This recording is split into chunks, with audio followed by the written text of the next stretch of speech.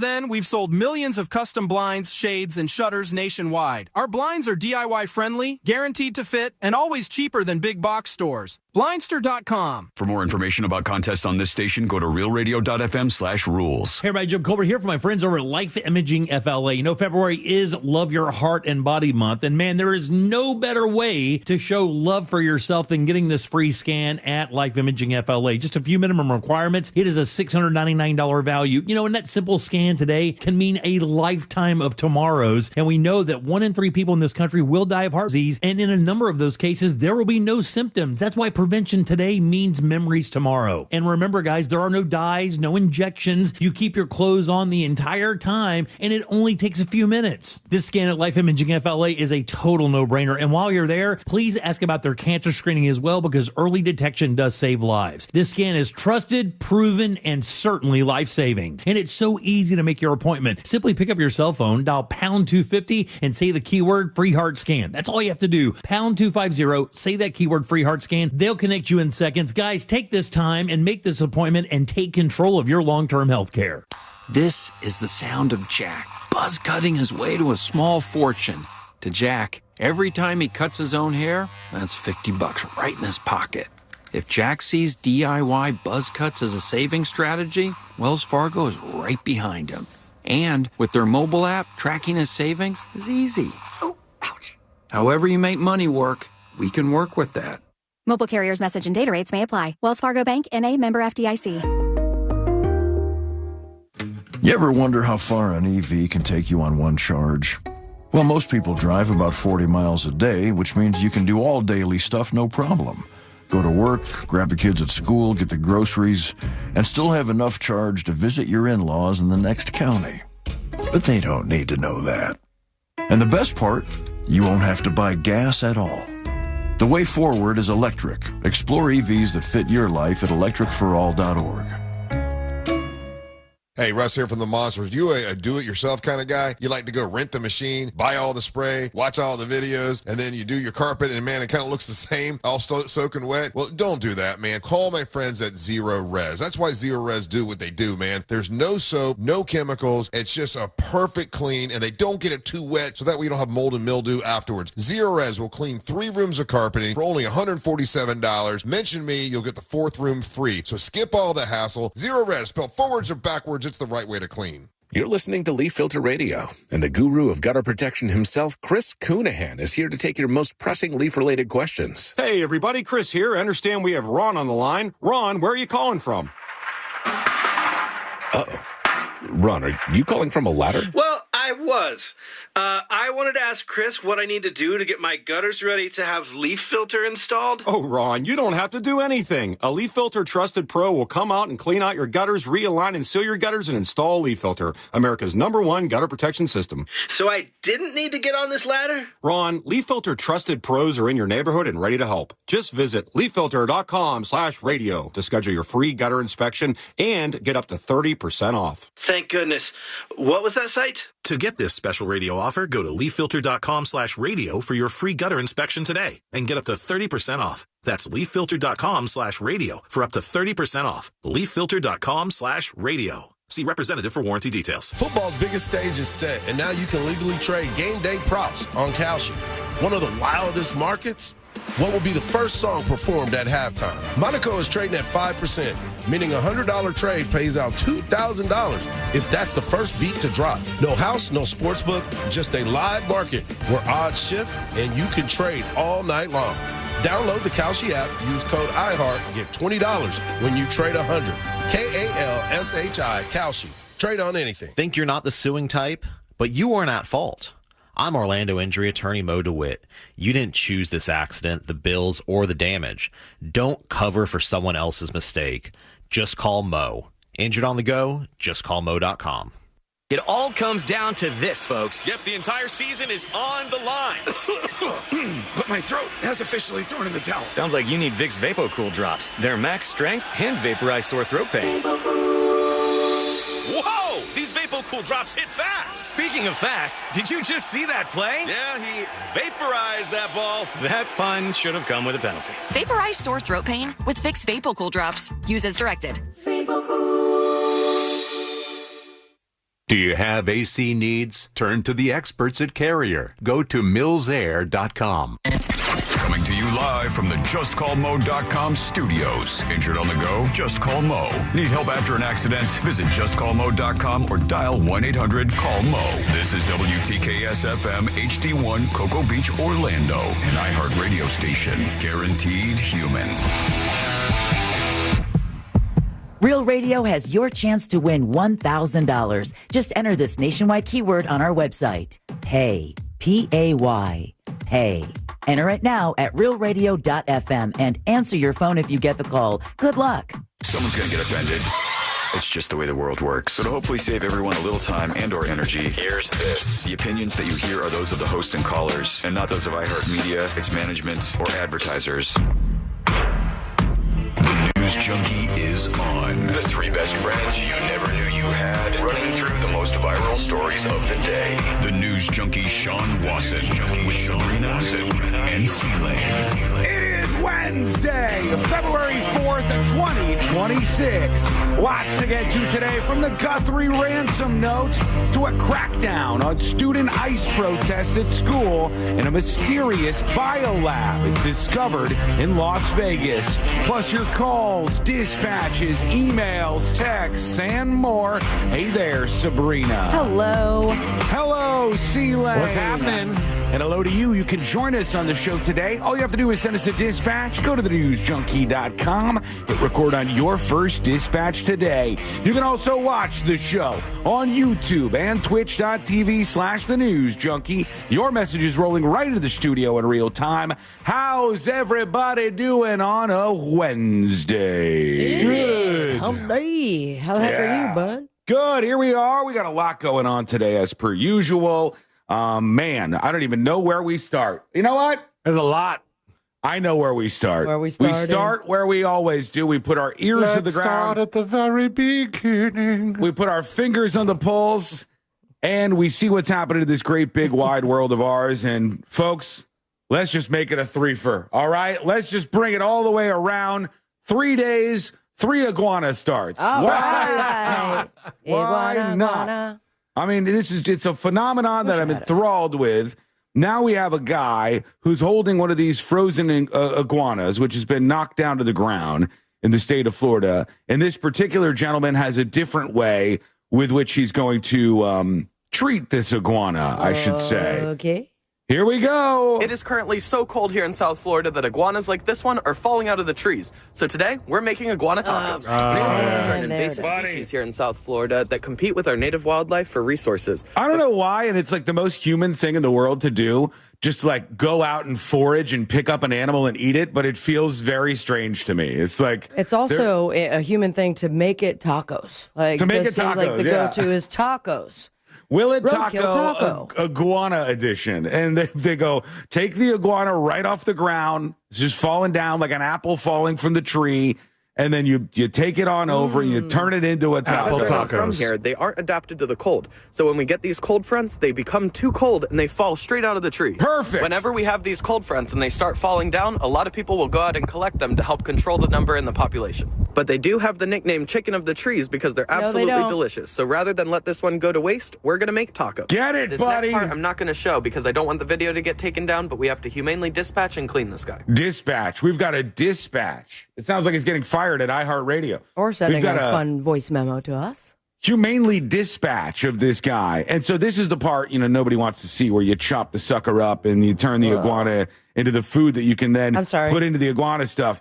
But he gets weird. He made puts it into balls? No, those are the God. eggs. Yeah. Hold on. Let's listen to this part here. Down, but we have to humanely dispatch and clean this guy. It's a good thing I managed to remove this one when I did, because inside I found over 20 eggs. So by removing this one iguana, we've actually saved the environment from over 20 iguanas come spring. And you guys know that I Look like to at this waste guy's food. justification. I like it. I'm murdering them all. It looks like Cheeto balls. What are you talking They're about? little tiny balls in this bowl he has, and he serves up the iguana tacos with the iguana eggs. This is like, my wife explaining girl math. He goes, well, what we really did was so much better than what it seems like we did, because look at all these eggs. We've actually now saved 20 iguanas from being released out in the public, basically free. He takes the iguana skin and uses that to make the taco, which I've never heard of before. Is that safe? Did we just talk a whole bunch yesterday about how there's a lot of bacteria? None of this is safe. You can't just do this. The caveman only lived till 50 at best. And there's Are you reasons saying iguanas why. are not edible? Me no remember. I'm saying you can eat anything. Anything is edible. You just only last so long afterwards. This is true. That's the reality a great way of life. to put it. You're right. You can eat anything you see. Anything that the light touches, you can eat. It's about how long you will live after you eat the thing. You would not try an iguana taco? Hell no. You don't have to eat. You don't have to eat the eggs. You don't have to eat the skin. I'm just talking straight up the actual meat of the iguana cooked into a nice taco form. How about an iguana stick, like a fish stick? I'm gonna do something never done before on the show. I'm gonna stop right here, and I'm gonna put up a poll. All right, would you eat an iguana taco? Okay, just go over to thenewsjunkie.com/poll and give us an answer on this. Would you eat an iguana taco? Is the poll up at thenewsjunkie.com/poll? Because I don't think most people would. I think this is, remember, they took the hide of the iguana, and that's going to make up your taco. Then you got the iguana's eggs involved in this. Dude. And then the meat from the iguana, you're getting so much from this one animal. And it's just, I don't know if people would, but go to thenewsjunkie.com/poll. Spam the link in chat so we can see. Is F no an answer? Well, just no. You're going to have to choose just regular no for now. The skin and any leftovers are used as crab trap bait, so zero waste. Sure. First things first, I filled the pot with water and added onion, garlic, a bay leaf, and some salt, and we're going to bring this to a simmer. Once it was at a low simmer, I added in the iguana meat, and we're going to let this cook on low heat for the next 30 minutes. By par-cooking the iguana like this, you give it flavor and tenderize. There's no way After 30 minutes, I removed the iguana meat, set it to the side so that it could cool down. And look at these. The iguana meat looks like the worst looking meat you've ever seen in your life. It looks like the turkey neck. You know, when you remove the turkey neck. Wants an iguana taco. I can kinda hear do. it in your voice. Yeah. Folks, if we could get somebody to bring Sealand an iguana taco during the show I'll today. see if that iguana survived in my parents' backyard. We'll send that over. I don't think it did. I think it did. I think it just has maybe a sore arm. Oh, I don't know. That one seems like it's taco material over in Sabrina's Instagram video, but this doesn't look good. There's a reason why a lot of people don't eat these things. So that it could cool down, and then added the iguana eggs to the hot water to soft boil. Then I added the soft boiled iguana eggs with some avocado, some garlic cloves, a little olive oil, salt, and lime juice, and gave it a good mix. Once it was done, I topped it with black pepper and lime, and we have our sauce. Next, I removed all the iguana meat from the bone, added in my favorite seasonings, and tossed it into the frying pan so that it could get nice and crispy. I like to let the edges crisp up until they look something like this. Of course you do. Yeah, anytime I'm making my iguana taco. If Hannibal Lecter was in 2026 and had a TikTok, I feel like it'd go down like this. I mean, would you eat these tacos? Would you eat iguana tacos? TheNewsJunkie.com/poll. I want to read this whole thing because at the end, there's something that's going to stick out to you that we've heard already today. Okay. I asked Google, is it safe to eat iguana meat? All right. And the AI overview says yes. Iguana meat is safe to eat when properly sourced. Now, properly sourced, that could be a point of contention there.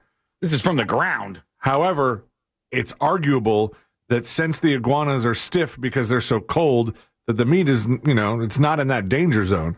Properly sourced, handled, and cooked thoroughly is in bold. It has been a traditional food in Mexico and Central America for centuries and is often described as tasting like chicken, which leads to its nickname, Chicken of the Trees. That's what he said. That's the guy started with that. He said chicken of the trees. Now he's got his tacos ready. There ain't no way these are good. You know what you're going to do? You're going to take a bite of the iguana taco. All you folks who are saying yes over at thenewsjunkie.com/poll. You're going to take a bite of the iguana taco and you're going to go, you know what would be better? Any other taco. Mm-hmm. Any other taco ever invented. Yeah, a dirt taco, a mud taco, a roadkill taco. Any taco would be better than this thing that he's created. And cilantro, and then drizzled on our sauce. And there we have it, iguana tacos. They look good and they smell good, but now it's time to see how they taste. The shell is the skin, remember. Lime to this one. Are we sure about that? I'm going to give my scraps to the lady I have tied in my basement. And bon appetit. Listen. I don't think that's iguana skin shell. No, He's lying. He's He is lying. Zoom in on his face. Yeah, he is in pain. This guy is lying. There's no way they're good. There's no way that they're good. And I open up a question for you folks today because I know we have an eclectic audience. This is a dispatch request for you.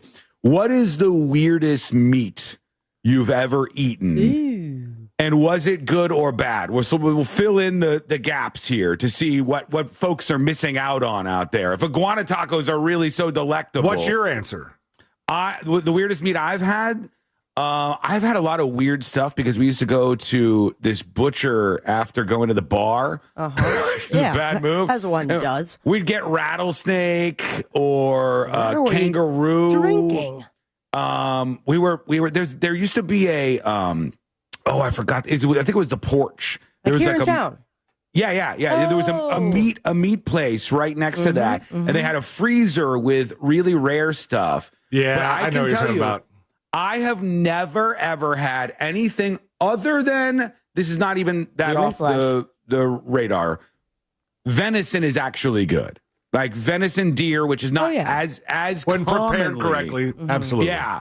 Is good. A hog, if somebody raises a hog on their own and then butchers the hog, is delicious. Some of the best sausage I've ever had in my entire life. But all of the weird stuff, I've always found there's a reason why we don't eat it en masse. Exactly. There's a reason why people don't go for it. The chili cook-offs, and we were judging. And Celine, I feel like you were judging that year that we got that exotic meat. Wasn't it kangaroo? Something like that. I think Russ did a kangaroo once. Yeah, so that's what I. But typically, like if you're making chili for enough people that it's going to be at a chili festival, those meats are very expensive. So you're putting a little kangaroo in, but then you're kind of offsetting it with some beef or something else. A lot of people chiming in over on YouTube. Brandy says, I've had cow intestine and it was better than ribeye. Oh, it's very Latin.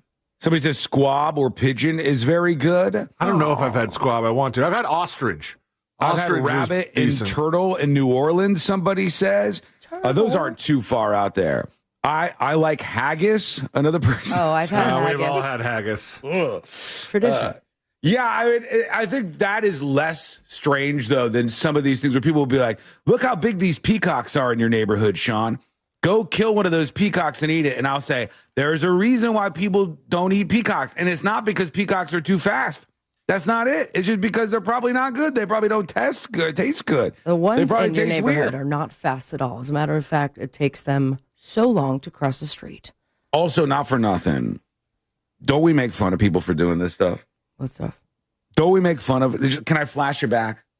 I'll flash you back a little bit. I'll flash you back with a clip from history here on the show. In Springfield, they're eating the dogs. You know what I mean? People that came in, they're eating the cats. They're eating the pets. We're eating the iguanas. Oh, I love that remix. We're eating the iguanas here. Is it that different? What are the weird things you've eaten, and are they good or not? Just a random side quest during our viral news show here today. Send your dispatches over at thenewsjunkie.com or email the show, tips at thenewsjunkie.com. That's a no from me. That's, I'm just, no. Can't bring myself to doing it. You'll try it one time if it's presented. An iguana taco?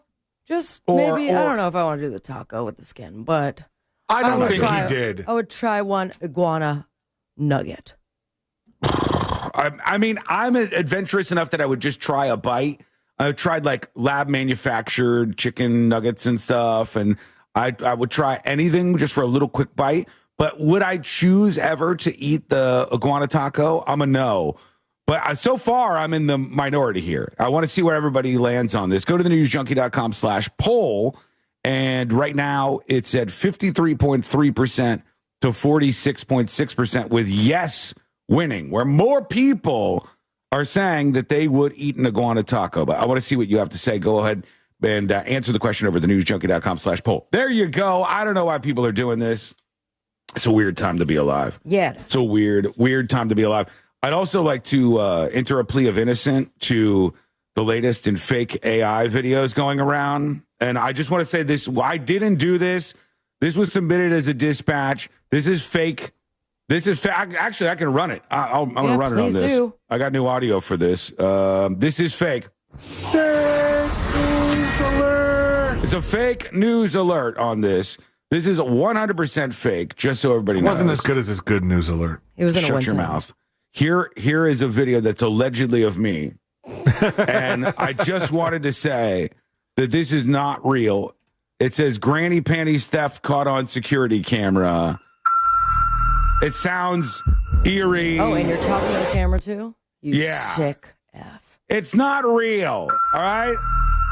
I think the wearing your backpack on the front was probably why they should have started looking at you. You know, follow this guy with the cameras. It's what the eighth If graders he's such do. a bad granny panty theft that he can't even wear his backpack on his back. Yeah, this was a trend when I was in middle school. Maybe it's coming back. Oh, The I backpack remember. Backwards, yeah. Maybe that's happening again. Maybe. A couple of people emailing the show. Let's see what we got here. Why did they And send that? I have no idea. So random. I don't know. Yeah, the listeners Or are was it? interesting characters, to say the very least. And we'll get to more of your feedback. Actually, I'll hold these emails. We'll get to those when we come back. I've got another an update for you because we've already had the rundown. Then you have the update. And the update is on the Savannah Guthrie story of her mom missing. And there was speculation yesterday. I was talking about when the press conference was going on. I was like, he's too cagey about this ransom thing. There's a ransom note. Yeah, and like 2 hours later, boom, ransom note. Yeah, all of a sudden the media outlets in the area in Arizona and nationally started to get the ransom notes. What was in these ransom notes? What's going on? What's the latest? Now there's speculation that it could be a family member, and maybe that's why some of the money offers for rewards aren't as high. There's a lot of drama to unpack on this story and a lot of bombshells to go through. We're going to do all of that. It's coming up next on the News Junkie. Our constant mispronunciations and poor grammar are clear indicators that we are not AI. Real Radio 104.1, guaranteed human. From the Clausman Law Traffic Center, car crash, call Clausman Law. ClausmanLaw.com. Most of the major roadways, traffic's cleared up, although you're still going to get stuck on I-4 before State Road 429. There's slowdowns between Osceola Parkway and Apopka Vineland Road. The traffic tip line. Hello! Welcome behind the scenes, everybody. From the traffic center in James, Birmingham. It's a blessing to have you here. How are we? Hey, we are right on the precipice of the Winter Olympics in Italy. Yeses and nos in chat. Are you going to be watching the Winter Olympics? Let me know. Yeses or nos in chat. Will you be watching the Winter Olympics? Greg's here, Courtney. Will you be watching the Winter Olympics? Feel like we should compete on our own during the games. Perhaps here in the studio. Starting now, you got to call Solar Source. They've been trusted by 75,000 Central Florida homeowners, and I love these guys. Solar Source has been in Florida for a long time, since 1984. So visit that solarsource.com. Why do the ads interrupt Sean talking? I have no idea. I don't know. I haven't had enough time to look into that, but I will try to today after I do a video and see what's going on there. Yeah, why wouldn't someone? Why wouldn't someone watch the Olympics? I mean, most people don't. I haven't watched it closely in a couple of years because it's been so time delayed. But I might this year. Yeah, Brandy says I love it. Use the radio in your car more than anything else. When buying a new car, Ryan says good background entertainment. It is, Ryan. It's great, like bar TV. You look up and they're doing the bobsled, or what? Isn't there one called the skeleton? When they're doing those, that's great bar watching in the background. R. Willie says he was taking those panties for Gene. Creamy only wears thongs. He's talking about Gene, our cameraman, who follows me around the studio here. He's the third person to have the job, I believe, and is holding on by a thread himself. Hopefully he doesn't mess up today. Great on the side? Yeah, it is. Tanya says, Sean, I've had iguana and kangaroo. Both are good. Iguana definitely tastes like chicken. Yeah, but you know what's wild about that? People say a lot of stuff tastes like chicken. Isn't that because chicken doesn't really taste like that much? Isn't it because chicken really doesn't have like a big, bold flavor? That's why you barbecue it, or hit it with a spice rub, or hit it with some lemon. Isn't that the case? Because you're like, hey, what you mean is it's bland. You might as well say it tastes like turkey.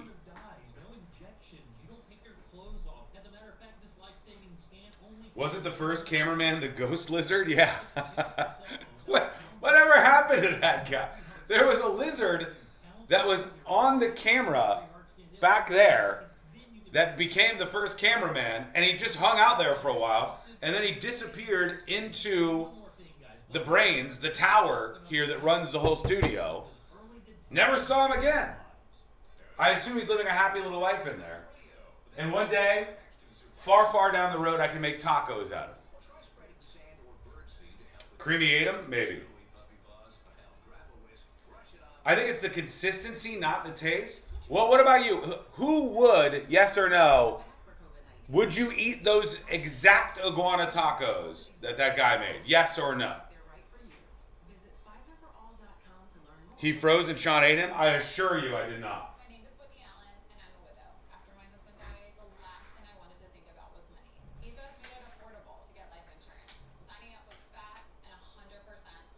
When we come back, a big update on Savannah Guthrie's mom. That the story is now transfixing the country. It's a big nationwide story, and it gets way juicier today. Way juicier. Nope. Not a lot of iguana taco eaters in chat. Yes? 2 yeses. 100% Sean, chicken is bland as F? Yeah. I think that's what it is. Don't get me wrong, I love chicken. I'm down. I don't love iguana. That's weird. And there is a chance, though, that if I opened my mind and had the iguana, I might change how I feel about it. But then where am I going to get some iguana? You guys know where I can get my hands on some iguana right now. If I can get my hands on some iguana, I'll try an iguana taco today. I don't know how I'm going to do it, though.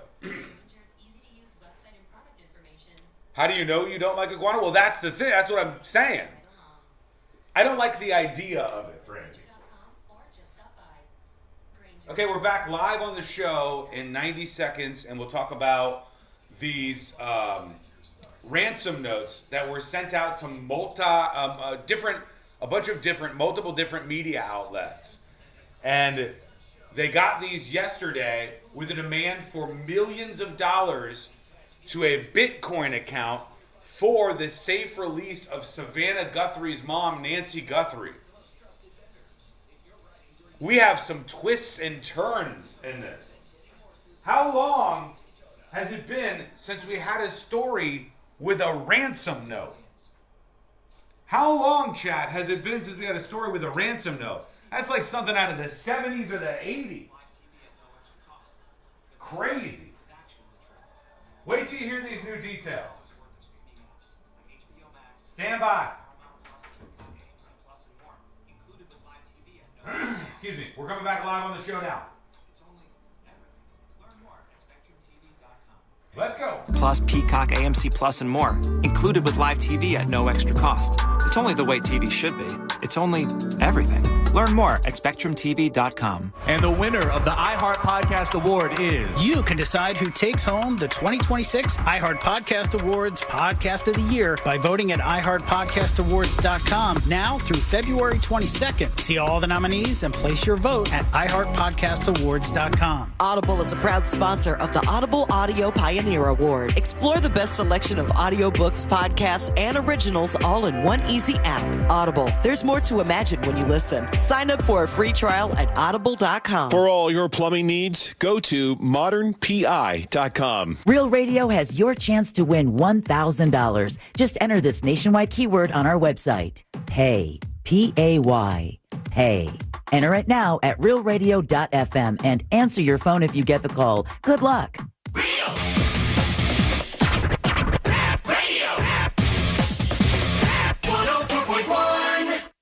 Three best friends diving into the deep end of internet culture.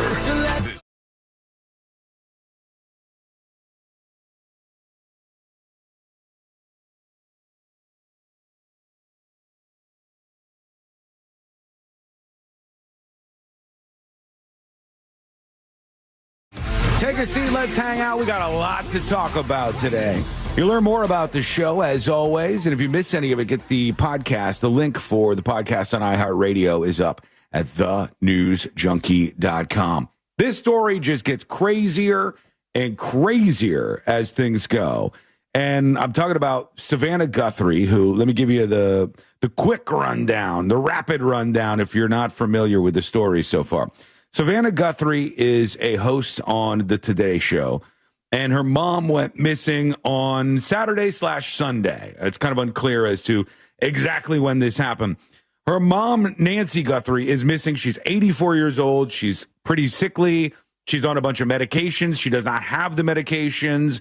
All of her stuff was left behind at the scene, and it appears she was abducted like in the middle of the night or something by an intruder.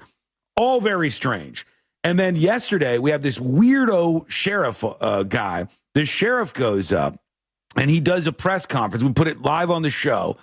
The sheriff was real strange. And it was his first rodeo, it seemed. It seemed like he was out of his depth, right? Seemed a little bit like he was out of his depth. He also is very soft-spoken. We played clips from him before where there was, way too much background noise to even hear him. And he's not even by the microphone. He shows up to this press conference. Half the microphones that are around the podium aren't even pointed at him, which they probably should have been because he barely talks with any volume. And then he's still just he's kind of backed off from the podium. It would be like me doing the show like this. Like, hey, everybody, welcome to the show. Well, you're still yelling, No, though. but now use your hands in crazy ways like maybe a referee at a football game. What I think we could do today on the show is really open things up. Excuse me, turn the Sheriff. gate off. I'm sorry. Sheriff, Okay. Any word on details that most people would have? How much of your details on job already? have you done? None. All right. What He's do those done none. stars mean on your collar? So this sheriff comes out, and then they asked him for the second time, Sheriff, is there any truth to there being a ransom note on this? And he goes, we're chasing down all the leads we can. And they said, well, last time you answered this, you said you're chasing down all the leads you can, but that's not answering the question. Is there a ransom note? He goes, we're chasing down all the leads we can. And immediately I'm like, alarm bells, there's a ransom note. There's a ransom note. And I thought to myself, when is the last time we had a story on this show with a ransom? Not kidnapping. I can't. Hackers only. Yeah, that's exactly what I was thinking of. Just cyber hacking. Because this was, I'll go more into the ransom note and what we know about this. But the drama is that this was a demand for allegedly millions of dollars into a particular Bitcoin account, which would be, as far as I know, Sealand, untraceable, right? Like, now in 2026, you could kidnap a person, demand a ransom on Bitcoin, and you could probably take that money and they wouldn't be able to track you down, right? It's weird because, it's sort of untraceable, I guess, if you're doing it right. But from some of the other things I've heard about this, the likeliness that they're not doing it right is pretty high. Yeah. But it is traceable in as much as the transactions are public. So you know what wallet paid what amount to what other wallet and some of the things, and it's very hard to decipher unless you're a real crypto nerd. Well, it's all public, but it's all disconnected from anybody's identity, right? Yes, supposedly. Like, you can look up this wallet, you could see if anybody paid the ransom, but you would not be able to see who the person who received the ransom was, and they could dump out that money somewhere. Here's what we got, an update on this story. Signs of forced entry were found at the Arizona home of Today Show host Savannah Guthrie's mother, and a reporter, went there yesterday. All the sheriff's office had left the scene of where Nancy Guthrie was abducted. The sheriff's officers were all gone. The reporter goes up to the front door, and he's like, there's still blood all over the place. There's a trail of blood at the front door. The cops aren't even there anymore. They're gone. There's nothing, like, they barely cracked an investigation, it appears, on the scene. And I have so many questions about this. The Associated Press says investigators found signs of forced entry at the Arizona home of Today Show host Savannah Guthrie's mother. A person familiar with the investigation said on Tuesday, as the host asked for prayers to help bring back her 84-year-old mom, who's believed to have been taken against her will. The host described her mother, Nancy Guthrie, as a woman of deep conviction and good and faithful servant. She's asking for prayers and all of that. The Pima County Sheriff had that weird press conference we talked about, and they said they don't have any credible information indicating her disappearance was targeted. They said they're looking for her alive. Yeah, we hope we are. What? I hope so. They said they took DNA, but they didn't say if it was blood or if it was something else more shocking, like a semen sample or something on the scene. They wouldn't be specific about this at all. The person who spoke to the Associated Press said there was specific evidence in the home showing there was a nighttime kidnapping. Her personal items, including her cell phone, wallet, and car, were still there after she disappeared. They're getting these surveillance videos, but I don't even think they've looked at the surveillance videos yet. The sheriff sent it to the lab. Well, they said that her house, the cameras were taken down or taken by these assailants or one assailant. But there is... Wait, did that? Doorbell. That's what I heard this morning on the news. Okay. But the doorbell footage of neighbors is being investigated. Well, he said he's trying to get the footage from some companies. Like, you guys all know the company. Everybody knows the company. I'm trying to get it from the company. I've told them it's urgent. I haven't seen it. I'm frustrated, too. I haven't gotten the footage It back. rhymes with ding. And I'm like, all right, Ring is not giving him. Either rhymes with ding or rest. And, Ring or Nest are not giving the video back to the sheriff yet. Now that we're 4 days in to this situation. I thought Ring had a whole deal with law enforcement. They do, but it's Depends not on city, state, whatever. It's not as advertised because most people, you have to opt into it. The search for Nancy Guthrie, the 84-year-old mother of Today's Show anchor Savannah Guthrie, is growing more and more urgent and more difficult by the hour, says the New York Times. Great. Time is not on our side, said the Pima County Sheriff. She was taken from her home around 9:40 p.m. on Saturday. They're aware of reports circulating about a ransom note, they said. What about this ransom note? One of the outlets that got one of the ransom notes was this KOLD. KOLD. Cold. And let's see if they talk about it in this report here. Pima County Sheriff's Department says tonight it is aware of a purported ransom note in the Nancy Guthrie disappearance case sent to media outlets. 13 News received one of those and immediately forwarded to law enforcement. The investigation is now in its third day. Sheriff Chris Nano says it's believed the 84-year-old was abducted sometime late Saturday night or Sunday morning from her home in a Catalina Foothills neighborhood. Could you imagine being in the newsroom at Channel 13 here, and you're just going through the mail for the day? It's very like, Zodiac killer, Yeah, what's this? Boom. You go, oh my God, somebody sent us the ransom note. And I know what you're thinking. You're thinking, well, Sean, what if it's just a fake ransom note? Well, allegedly there was some stuff mentioned in the meat of this ransom note that made it pretty clear that the person who sent it knew more about the crime than was public. They had some information. I mean, a lot of self-control that they didn't want to be the exclusive news station to show the public what this ransom note is. No, if that was they sent to TMZ, it would be everywhere. Well, On TMZ that said front. they had it. Yeah, What? on that front, let's go over to TMZ, who also got a ransom note. Here we So go. we got something in our email that looks like it's written like a ransom note for Savannah Guthrie's mother. Specific And they're requests very for certain amounts of money, very specific. Bitcoin. And also, they say at the bottom there are certain things they're saying about what she was wearing and damage to the house. Just cracking a soda in the TMZ studio, like, this is How interesting. quiet it is. No one talk while Harvey's talking. Savannah Guthrie's mom still missing. This is interesting. That they're clearly saying to verify that It's us. we know what we're talking about here. So we've contacted the sheriff's department, and we want to get them this letter. We had a little trouble getting through to the right person, but the person we spoke with is now forwarding this to somebody in the detective bureau. So Logistics. I want to know what's in the letter. Let's see if they mention any more of this. There was just a news conference that just ended with the sheriff, and he was asked about, we're going to do this segment in a few minutes, but he was asked about a ransom note, and he just said, we're following all leads. Yeah, he was coy about it. Why? Because they're legitimately getting what appears to be valid ransom notes. You got a blood trail as you crack open your soda. Real quick on the soda cracking or whatever else that could be. Have they not maybe kind of buttoned up on background noise while they're doing these videos? After the whole Charlie Kirk thing. Was it not TMZ that was accused of having like a room full of people cheering when the news came out or something. And what did you notice? Everyone was just staring straight into a computer. Mouses were not moving, and one person was a little thirsty. Can you imagine it at all those awkward points in history? Like, Mr. President, a second plane has just hit the World Trade Center. And he's just awkwardly popping open a soda at these times. They got to drink something. They're very, very into this case over at TMZ. And News Nation said that a blood trail was found outside the home of her mom.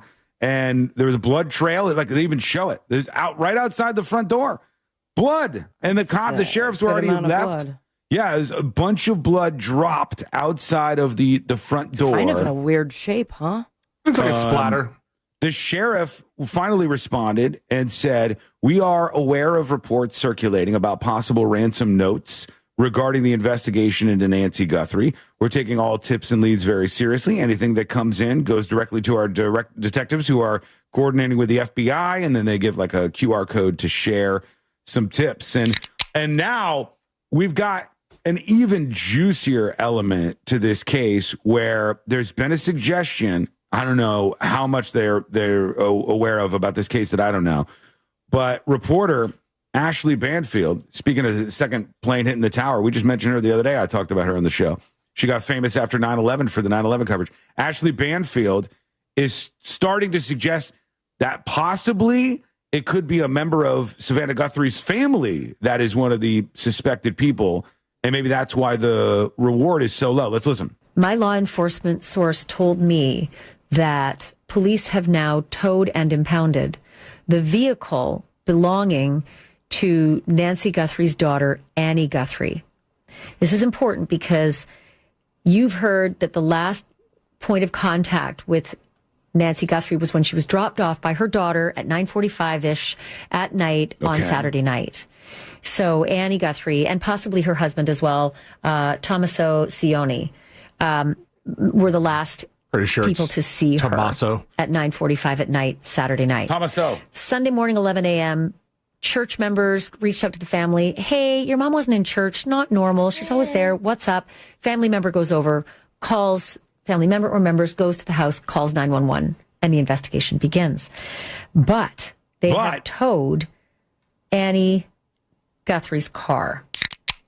And drink up. There is some connection to Annie Guthrie's car and Nancy Guthrie's son-in-law. That would be Annie's husband, Tommaso Cioni, age 50. So they're speculating, at least in some media quarters, that this might be an inside job from the family, and the prime suspect could be the son-in-law of Nancy Guthrie. I don't know if they're actually onto something there, but I know that's her up. That's what they're floating around right now. It is a crazy story with twists and turns galore. We're going to keep our eye on it today as the show rolls on, of course. The sheriff is denying that they have a suspect or that any suspects have been identified. And then they said, we're not confirming the car being seized. We're unsure where that reporter is getting that information. Yeah, I don't. He doesn't confirm anything that you ask him. I don't want to dismiss the sheriff, but he also wasn't being forthcoming apparently about the ransom note. But now we've got a Bitcoin ransom in the picture. Lots to discuss on this one. So we'll float around that story and everything we know as the show goes on today. When we come back, a lot to get you all caught up on.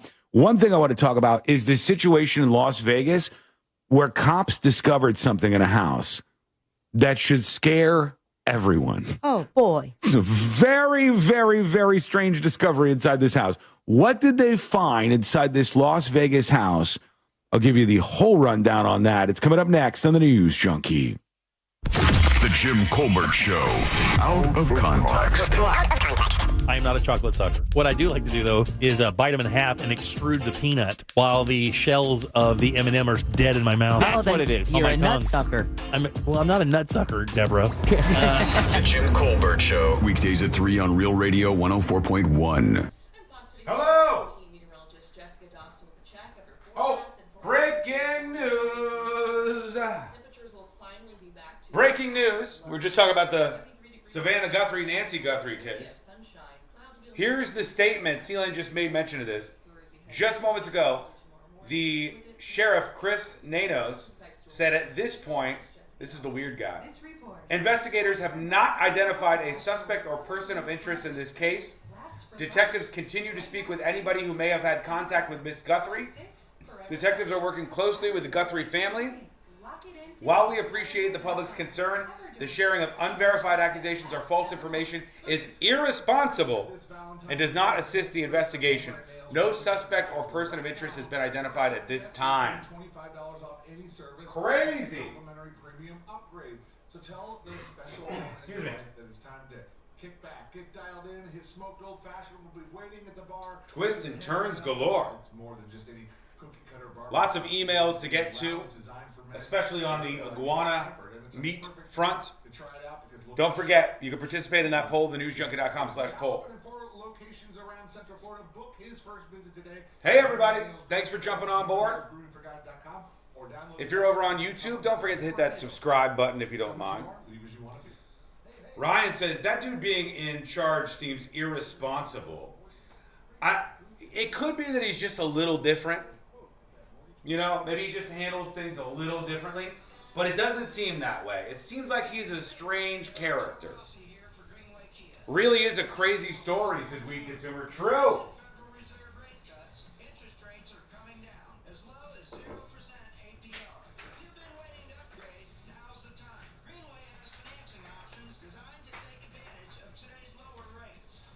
Somebody who complained about the podcast response, tips@thenewsjunkie.com.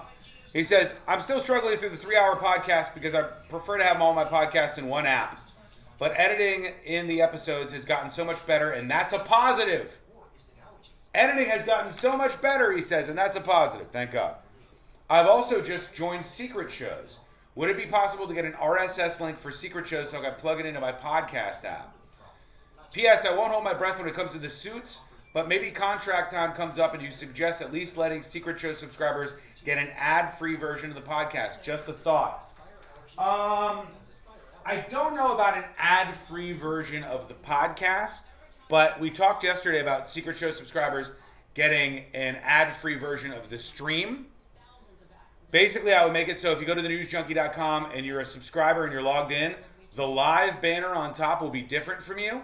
And when you click it, there'll be a video link exclusively for you that has no ads whatsoever. Give me a little bit. Give me a month or so, and I'll get it done.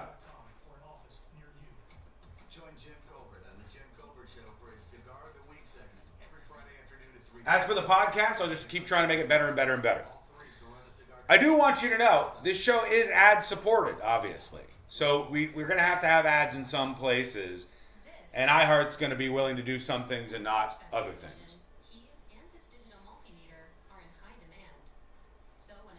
As far as my contract goes, I think I have 4 or 5 months left on my contract as of right now. Okay? And if nothing happens, that's it. See you later. Sayonara. End of the show. But I will tell you, and I will say nothing more than this. I had a meeting yesterday with the suits to talk about the contract for the first time. The meeting went well, but we didn't end up anywhere. Okay? So, question marks, no offers on the table, nothing like that. But at least a meeting took place.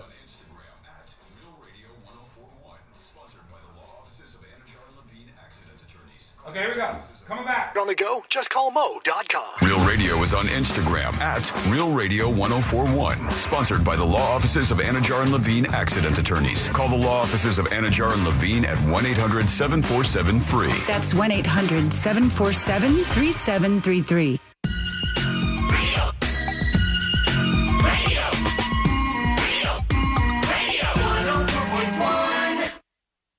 If you ever need to talk, he'll pretend to listen.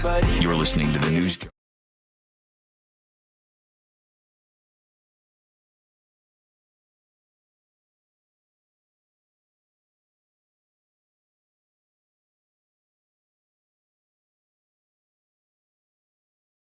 It's better than the same 3 songs over and over and over again, and you know it. Let's hang out. Learn more about the show by going over to the website, which is easy to find. It's at thenewsjunkie.com. Getting excited. We got the Super Bowl coming up this weekend. Yeah. Oh, yeah. I'll tell you, one thing that's interesting to me is that there's a bunch of stories, and I saw one today, like the Wall Street Journal had a story, and it said, Bad Bunny isn't toning it down, and MAGA is fuming. And I'm going to be honest with you. I'm going to go from my experience, number one, in the real world, so like anecdotal things that I've encountered, hearing people talk, hearing conversations. Number two, watching in normal spaces, online conversations. I don't care what some fringe people say online, but in normal spaces, online conversations, I literally tap into all this because I want to know what's going viral. I want to know what people are talking about. I want to talk about things here that everybody else doesn't even stumble upon for a week, right? That's one of the big purposes of doing all the work for this show. I am not seeing a whole lot of conversation at all about the halftime show and about people like, oh, I'm gonna boycott or I'm gonna do that. When the discussion first started about Bad Bunny performing, there were a lot of people who were like, he performs in Spanish. You know, the language in the United States of America for the vast majority of people outside of South Florida still is English. This is an English-speaking country, though we're afraid to talk about that for some reason. So the audience is going to be mismatched in many cases. The traditional football audience, which is a little bit older and a little bit disconnected from Bad Bunny or Spanish-speaking songs. The NFL doesn't care. They're going after a younger demographic. They're going after a global demographic. They want people all through Central America and South America to start watching more football. Not the type of football that they watch, which is the one where they kick the ball around. They want them to get into it, so they do it. But I'm not seeing this whole thing. I haven't heard anybody in real life complain about this once. I don't see people like wandering around stomping their feet about this. I see people fighting about things, but it's not this. It's just, it doesn't seem to be Bad Bunny being the halftime show. Yeah, I don't see a lot of conversations happening. You go into on comments of like social. If you go into the comment section, but I think that there's a lot of S-sters. You know, they just want the controversy and the replies, and it ends up being the same people just commenting on all the news outlets or whatever media source is posting about Bad Bunny. Yeah, I'm just not seeing a lot of overall discussion on this because maybe we already did it. You know, like when it came out, people talked about it and maybe people got it out of their system and they're moving on. I just don't see a lot of chit chat about that.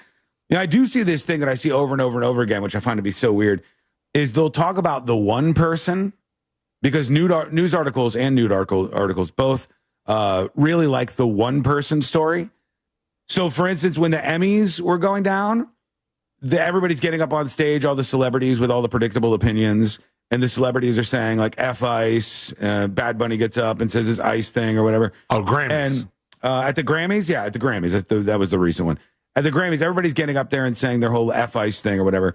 And there's like one person in the audience who was a Republican, I guess.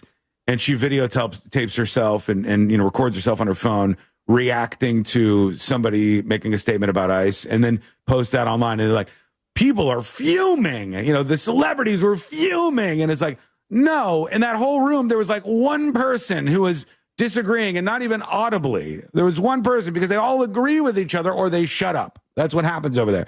But even there, I don't hear anybody fighting about this stuff. I think people are ready for the Super Bowl as a football event and maybe curious as to what else is going to happen with the halftime show because it's always fun to see what kind of drama pops up. But I don't see a lot of old men yelling at clouds. And maybe you do. Let me know if you do. I just don't see it.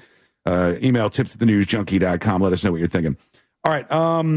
A lot of people joining the show with dispatches, many of them talking about our opening question, which was yet again these frozen iguanas in Florida, and now the guy making them into tacos and eating them. And some of you, it turns out, who are with us today have eaten some pretty weird stuff. Now you're catching a good bit of criticism about this because you wanted to try human meat at one point, and it's been brought up more than once today since you've talked about the iguana thing. We're very close to you trying human meat. couple years back. There was a listener who had a rib removed. She asked the doctor if she could get the rib, and then she was like, Sean, you can try human meat. And I was all ears, and I'm interested. I want to try things. I'm a curious guy.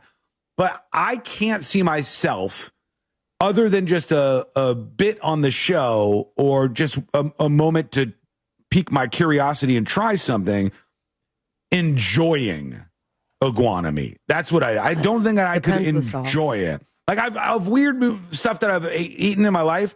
I've never gone back to anything. I've never been like, oh, I really need to try that. Oh, there's some that I go back to. Baby octopus is delicious. Really? I do love octopus too. But adult and baby octopus. I don't mind octopus. I think that's less weird than some of these. But here's B. Miller, for example. This dispatch is recorded over at thenewsjunkie.com. Let's see.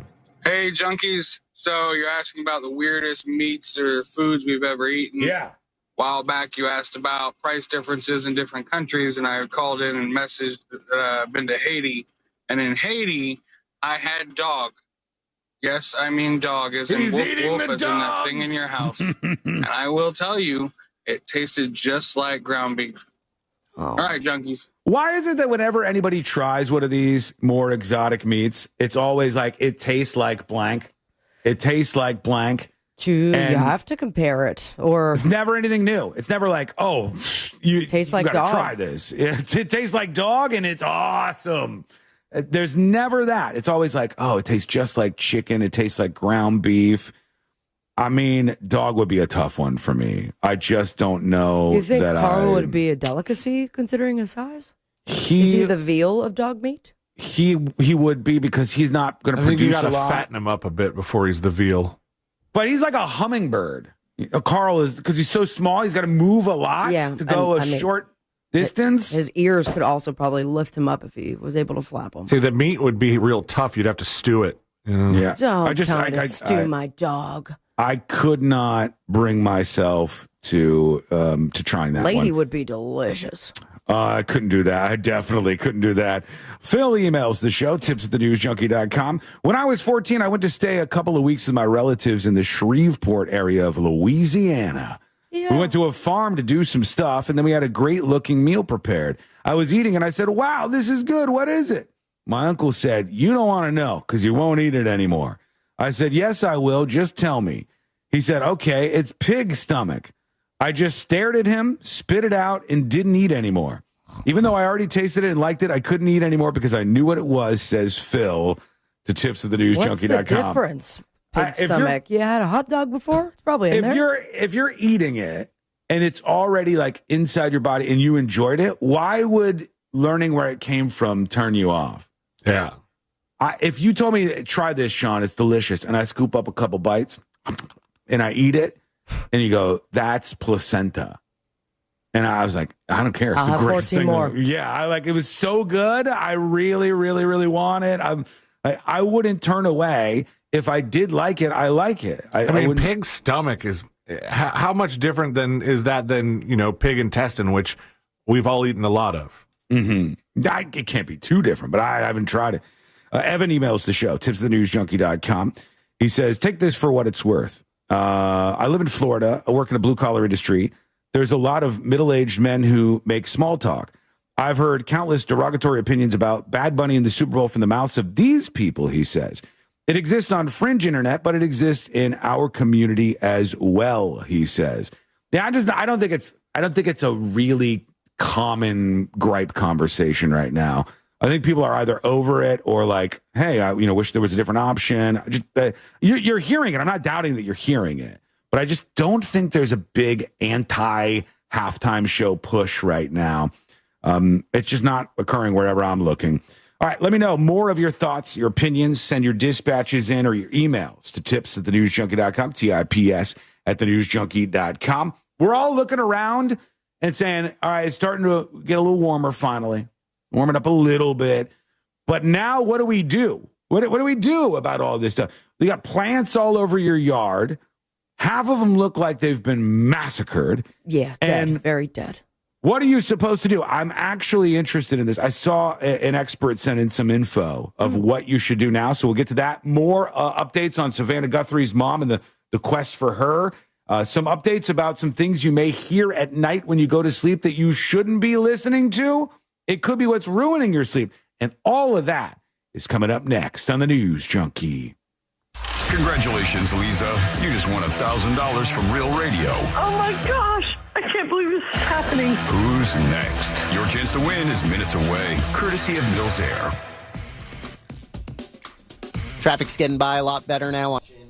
Hello. Welcome behind the scenes. Speed on most of the major roadways, although you're still going to get stuck on I-4 between World Drive and before Osceola Parkway. See traffic troubles, call a Valvoline instant oil change. Traffic tip line at 866. Just checking for any breaking news. From James Birmingham. I saw the Washington Post laid off about a third of their reporters and employees at the Washington Post. The Washington Post, one of the bigger papers in the country, laying off a third of their reporters. What? Did you say something? You're in good hands with Allstate. What'd you say? Said you're going up. Okay. Hello? Hey. Every genre for a day of music, Be fun, safe. and memories. See you later. Stage, endless hits. Bye for now. Would you eat iguana tacos? I would. Join Jack Bradshaw from You the said Big no? Bang Show, the No. ultimate Would you have a bite, though? experience as Lake Nona Live Tribute Festival brings the Why would you spit it out? What if it was good? I don't want to swallow it. Okay. To be my stomach. Okay. Doesn't want it to be in her stomach. What if you get really, really, really hungry? If I'm really hungry, yeah, of course. What if we were stranded on an Yes, island? I'd eat all the iguanas. I'd eat their eyeballs, I'd eat everything. You turned really fast. Yeah, because I'm starving. See you later. Stay late and make it full day. Come on in, everybody. So you can take breaks and return. Welcome in. The Washington Post firing a one-third of their staff. And I have a question for you because I was talking to somebody last night and I was like, God, newspapers. The news industry was so resistant to change. These journalists that so many people like respected for a long time. And then after working with them and working in one of the biggest newsrooms in the country, I realized, damn, a lot of these people are dumb and lazy. Dumb and lazy. You picture them with like a little pad of paper, knocking on doors, and it's not it. It's not it. They've already got preconceived notions of everything. They're all biased. They're lazy, a lot of them. And that's why, and they're very resistant to change. That's why the news industry is in decline. That's why in Tampa and St. Petersburg, another massive market, they don't even have a daily newspaper. So I ask you a question. Do you read either a physical newspaper or a newspaper website at least once a week? Yes or no? Do you read a newspaper or a newspaper website at least once a week? Yes or no? Say the keyword Red Mountain and you'll be connected in seconds. That's redmountainweightloss.com. You'll feel a lot better when you get your testosterone. Joseph says, so a reporter had a report that other reporters lost their job? True. I mean, it's not working. It's not working.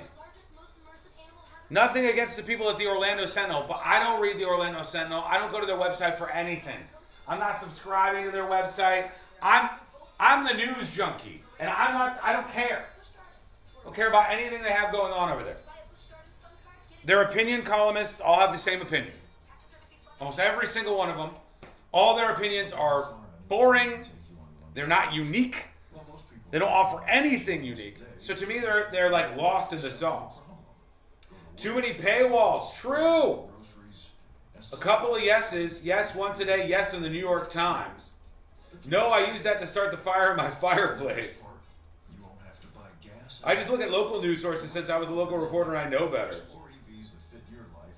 I would if they had one worth it. True. I mean, it's a mess. It's a mess. They had an opportunity. And I think they lost it. And now we have to find a new system. Economically, the model doesn't work as much anymore. It feels a little bit like a very old medium. Like, imagine this. Right now, I'm not saying this is happening.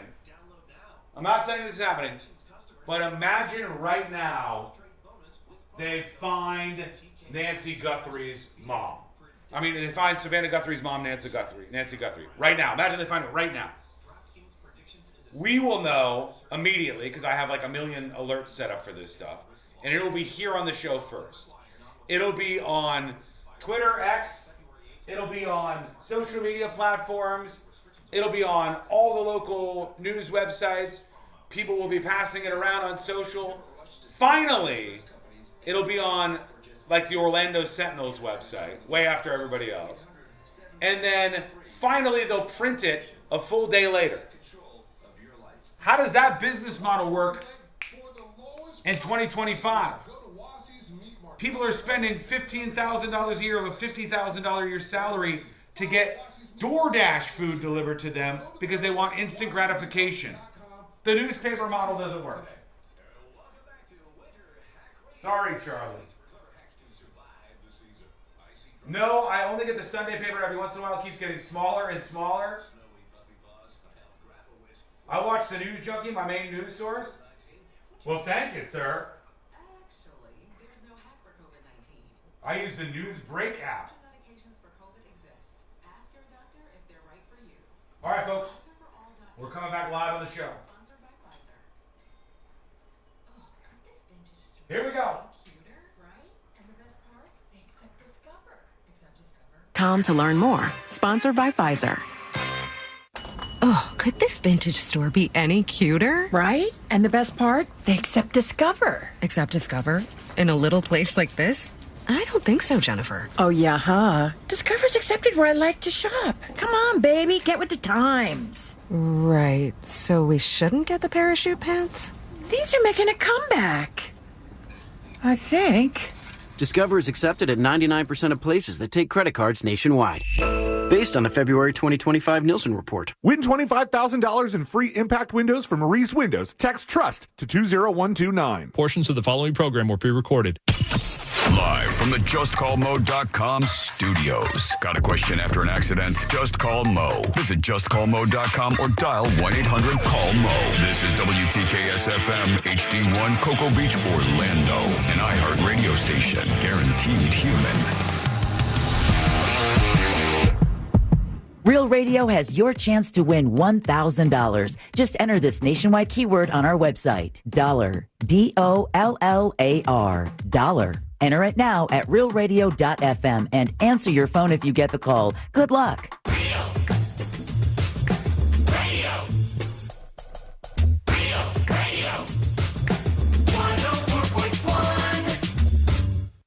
Watching the world burn with some friends since 2007. This is...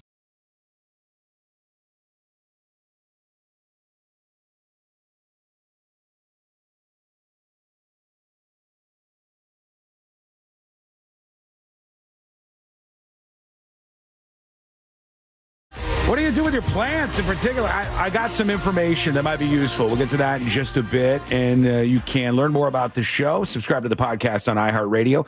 It's all over at thenewsjunkie.com. Perfect February rolls on. I don't know if it's been perfect for you two. I don't know if it's been perfect in your worlds. But hard to know.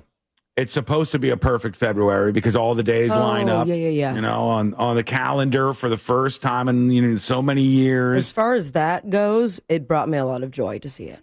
It's nice for if you just want things to be perfectly arranged on a calendar. You don't get better. You don't get better than one this. Page. That means that most of March is perfect too. Does it? Yeah, it would have to be, right? Hold your horses. Let's get through perfect February first, please. Yeah, perfect February is underway. And I hope it's February 4th. Of course, we've gotten through perfect February 1st. I hope it's going perfectly for you as well. Tips at thenewsjunkie.com. Mm-hmm. Jacob emails the show. He says, good morning, News Junkie. So yesterday you were talking about perfect February, and I couldn't help but notice you said, next time it will happen will be in 2037. And then, Sean, you followed it up by saying, that's a while down the line. So we'll see if we're together at that point in time. Probably not. He says, it kind of hurt my heart because I think about looking forward to listening to y'all's newest episode on my drive home from work every day, frowny face. I know it's selfish of me, but I wish y'all could do this podcast forever. I know all good things come to an end eventually. Sending love, says Jacob. Well, Jacob, I mean, nothing gold can stay, number one. 2037 is like a million years from now. 2037 is... I don't know what's happening for 2026. I have 5 months left in my contract, and I don't really have a solid intention on signing another one, specifically for 5 years to stay with iHeartRadio. It's nothing against this company. If I was going to stay with a radio company, it might well be the biggest of them. It might well be iHeartRadio. But this iteration of the show has been going on for a long time, over a dozen years. And I don't know what to do next. You know, sometimes you got to sit there and think about, hey, where do I want to go? And how do I get there? Right? These are the questions you have to ask yourself. In the middle of the night, you can't sleep. You got things rolling through your head. Where do I want to go and how do I get there? And if you don't ask yourself those questions, and from time to time, when you look at a fork in a road, take a bit of a risk, you're never going to go anywhere interesting. So I have absolutely no idea, not only what things look like for the news junkie in 2036 or whatever the heck, 2037, for God's sake. I don't know what it looks like for this year. I have no idea what it looks like.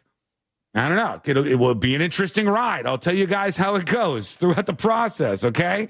That's about all I can tell you for now.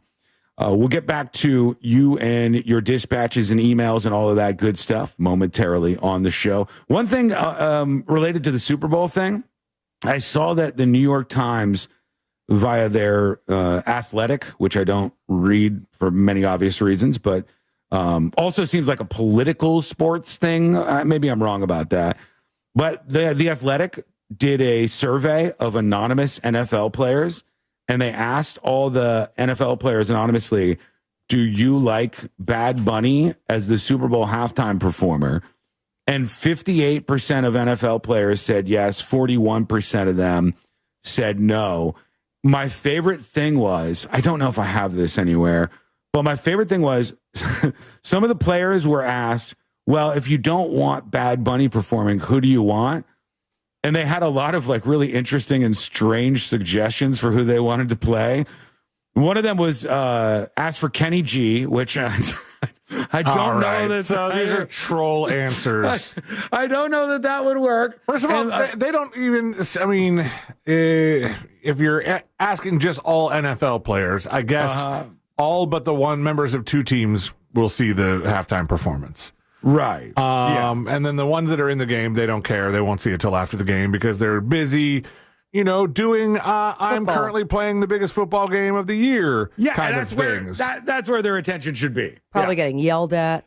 Yeah. Saying, I think what's this performance out there, boys? Do you not love this game? That would make more sense. That's a place where their attention should be. One of them said, and I kind of went like, my guy, really? I think you have a decent idea. He goes, look, I know none of the other players in the locker room agree with me, but I've been saying it should have been Florence and the Machine as the halftime performer at the Super Bowl. I mean, that would be a vibe. And the way he said it was like, hey, I'm sort of the emo of the NFL locker room. Nobody else agrees with me. They're all like, no, Nelly would be better. We should be this person. Yeah, put the Fall Out Boy performance on. And this guy's like, I think Florence and the Machine would be pretty great. And I got to tell you, I would watch that. Of course. I would tune in. Even in English, you know, I would watch this. I think it'd just be hilarious to see this giant-ass linebacker that's like, hey, I think we should get Jason Mraz. Huge fan. He's Mr. A to Z. It's one of those things. I think that it would have been a good choice. Now, Florence and the Machine, on a grand scale, very small compared to an artist like Bad Bunny. Let me do some guessing here, and C-Lane fact check me. I would guess Florence and the Machine has sold single digit 5 million albums would be my guess. Maybe that, I don't know if that's way off. I mean, they do sell out big venues. They're great. Huh? Over 8. Over 8. Okay, yeah. I'm not too far off. Over 8 million albums sold for Florence and the Machine. Bad Bunny is over 123.4 million. has been surpassed. Yes, because he's so dominated the Spanish-speaking world and even some of the English-speaking world, he has far surpassed all of that. But Florence and the Machine, I would watch. Maybe they're not making it for me. Every once in a while you realize, they don't care. They don't care about me watching this thing. We should probably look at the opposition a little bit. Kid Rock has sold over 26 to 27 million albums. That's pretty good. That's a lot of records. How many Grammys? The bigger problem with Kid Rock is what has he done lately? Yeah, I feel like Kid Rock had a window. I was flipping through social media. I think it was this morning or something. And somebody had reposted some video of him playing, I'm guessing, a Trump rally. And it wasn't like Kid Rock and a band. It was just Kid Rock. Oh, we talked about that. Wasn't like the audio weird? Well, or we couldn't understand him? No, he was singing to a track, so he wasn't even singing half the songs because whoever posted the video was like, imagine being that tired from all that lip syncing. And it was just awkward. He's old. They kept showing shots of the crowd and these like random MAGA people just rocking out. Yeah. And it looked so out of place. Well, it's funny because if you go back 20 or 30 years, the Republican Party was more conservative. That was what the conservatives were sort of at the forefront of things, and they wouldn't have liked Kid Rock. No, I'm an American badass, blank blank. Only words of wisdom. You can suck my blank. They would have gone like, this is crass. No remorse music. For the sheriff. His eye ain't right. I'm a paint his town red and paint his wife white. Right. Yeah, that's offensive. And then there was like a statutory rape line. There was an underage line somewhere in there, but that one. Yeah, but he was. Was that in the Sheryl Crow song? I don't think so. Fourth verse, uncut. I'm not even going to make up a line. Go for it. I'm waiting. Yeah. I saw your daughter today. In the hotel. I'm good. You know what your challenge is now? To try to oust me from being the opening clip of the next episode, because I've said and sang a couple of things that I think are there were some definite ones candidates. Yesterday. Yeah. But to my point there was I feel like Kid Rock had a window of stuff that I really liked, but then after the window was over, he kept going for at least a little bit. And some of that stuff, I'm like, okay. Totally tuned out. I also hate All Summer Long. Just, wow. Unbelievable. I think he took two really good Southern rock songs or just really good songs in general, kind of melded them together, and then pooped on them. Wow. With crappy lyrics. This guy doesn't like covers. That's what's going on. I used to be a cover band. You hate Weezer's cover of Toto's Africa. I do. They could have done a lot better. You know what? The best thing to listen to. Were you thinking of any other covers I hated? Ran out? No, there's probably Last more Christmas? because you don't tend to like them. Oh, Last Christmas is Well, is that a Wham original? Or yes, it is. What I would really love for the Super Bowl halftime performance. Let's look forward. Let's look at a technological future when everybody's just listening to white noise or the latest thing that's supposed to really bring you into some Zen-like place. And I will tell you, I used to not care about anything like this, but I've got an air filter in my bedroom and I got it on a schedule. And every once in a while, if we end up we're like, oh God, I'm exhausted, let's take a quick nap or something. If we go in there and the air filter's on its schedule in the room and it's like, just blowing out the air, it will. I'll think, you want to turn this off? And then Courtney will be like, no, we don't need to turn it off. And I'll go, yeah, I think it's okay. And it just rocks me to sleep. There's something about it that I think works. However, when I woke up, I saw that NBC News had a story, and they said some of these sounds that people are listening to go to sleep like that are bad for you and can make it so you're not getting sleep. Okay. But they've started mentioning stuff that I had never heard of. And they said, the popular pink noise sound that people are going to sleep to could worsen your sleep quality. Pink and I said, noise. Pink noise. So I got this. This is comparing them all, right? This is white noise. That's white noise. Okay. That's what my filter sounds like. And it rocks me to sleep. I can do that. It's like a fuzzy TV to me. This is the pink noise right here. that everybody's yeah? been listening to. That sounds like a waterfall to me. Oh, girthy. Kind of wavy. Yeah, it sounds thicker than the white noise. Actually, it's quite nice. It says it's been compared to ocean waves. Yeah. Brown noise. Oh, I just crapped myself. I like noise, this. If the brown noise is effective in that, but this is the brown noise. Brown noise has some bass to it. The pink noise version, if you've been doing this, and a lot of people have, is, according to scientists, it's screwing up your sleep. It's really, really messing up your sleep. Don't get involved. Don't fall for it. It's a trick, folks.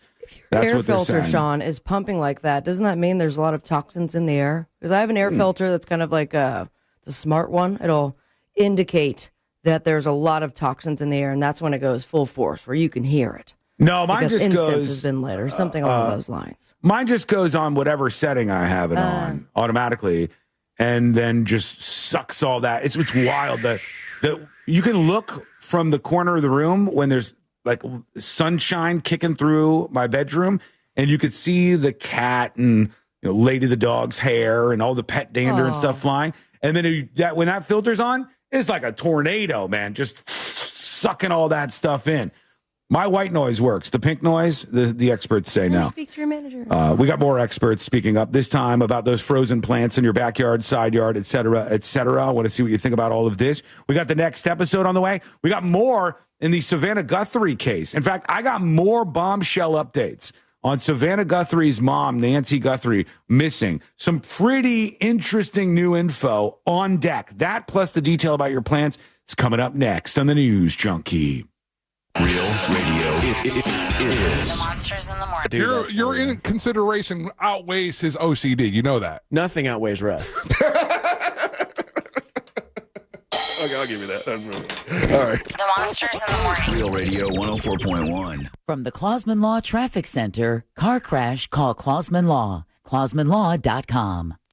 You're going to run into some trouble on I-4. There's a crash eastbound before World Drive, blocking the right lane. Traffic's backed up from State Road 429. Keep left to avoid those delays. We got emergency crews on scene there. Keep an eye out for that crash off to the shoulder. Not causing too much problems on 408 westbound. Hello. Welcome in. Welcome in. Springs last for life. And right now, you save $75. One fix, forever covered. That's Everdoor piece of Come on in. Lock it in today at Everdoor.com. Everdoor, the garage YouTube and Twitch. evermore. I can't pick a favorite. But if I had to, it'd be Twitch. I accidentally fell asleep with Killed Tony on last night. Oh, God. How'd that go? I just turned the TV or a podcast on for noise to fall asleep to. I have to have some noise due to ear ringing, says Lori. I thought brown noise was somebody tooting in the middle of nighttime television. And Sean says I have to have noise for sleep. Any of you out there willing to admit you sleep in complete and total silence? Anybody? Yes? Yes or no? Anybody willing to admit you sleep in complete and total silence? I'm going to be honest with you. That's some serial killer shit. Just complete and total silence. Nothing. No noise. BDMX Con says only the fan. That's not silence. I'm the same way. I got to have that fan on. I got to have that. But if you turn off that fan like we tried to because it was so cold, oh my God.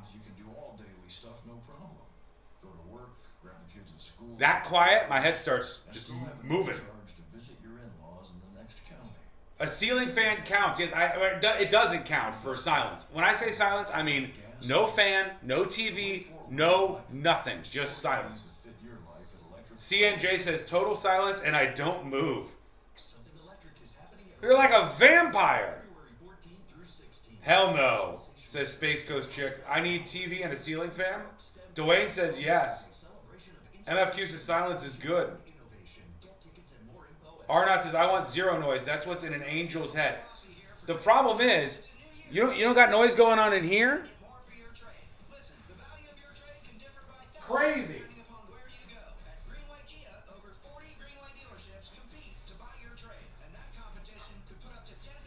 I used to?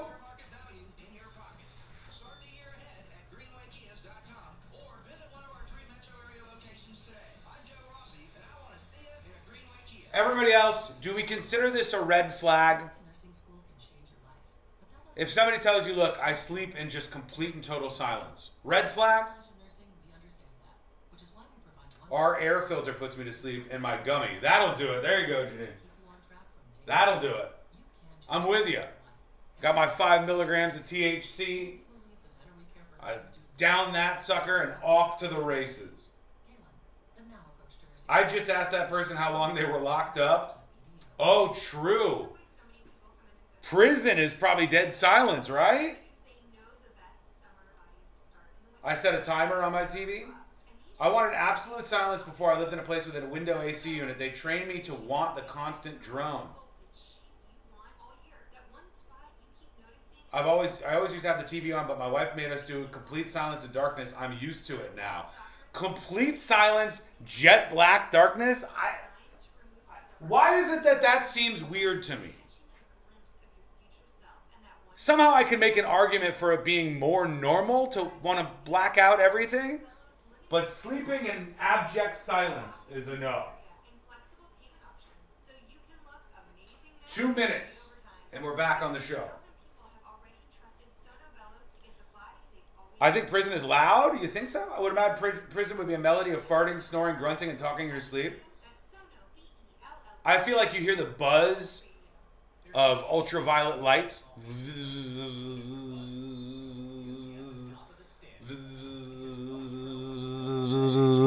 You hear that? And maybe blunk, blunk, blunk, dripping of water. You hear some stuff like that?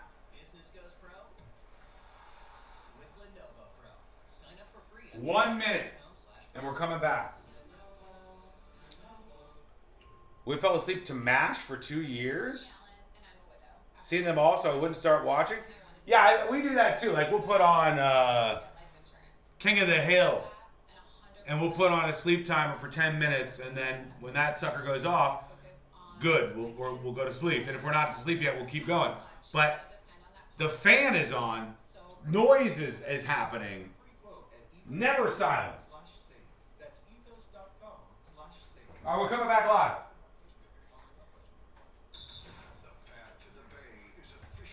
That's a red flag, I think. That's a red flag.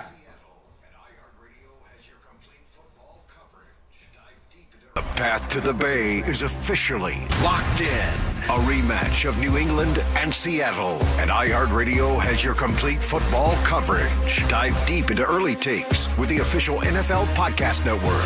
Welcome to NFL Daily. And go live with Fox Sports Radio to join the conversation. The two best road teams in the NFL. Plus, iHeart is the home of the Super Bowl 60 tailgate concert presented by NetApp. Just open the iHeartRadio app and search NFL to dive in. Trajan Wealth, your trusted local fiduciary advisor. Visit TrajanWealth.com. Real Radio has your chance to win $1,000. Just enter this nationwide keyword on our website. Dollar. DOLLAR. Dollar. Enter it now at realradio.fm and answer your phone if you get the call. Good luck.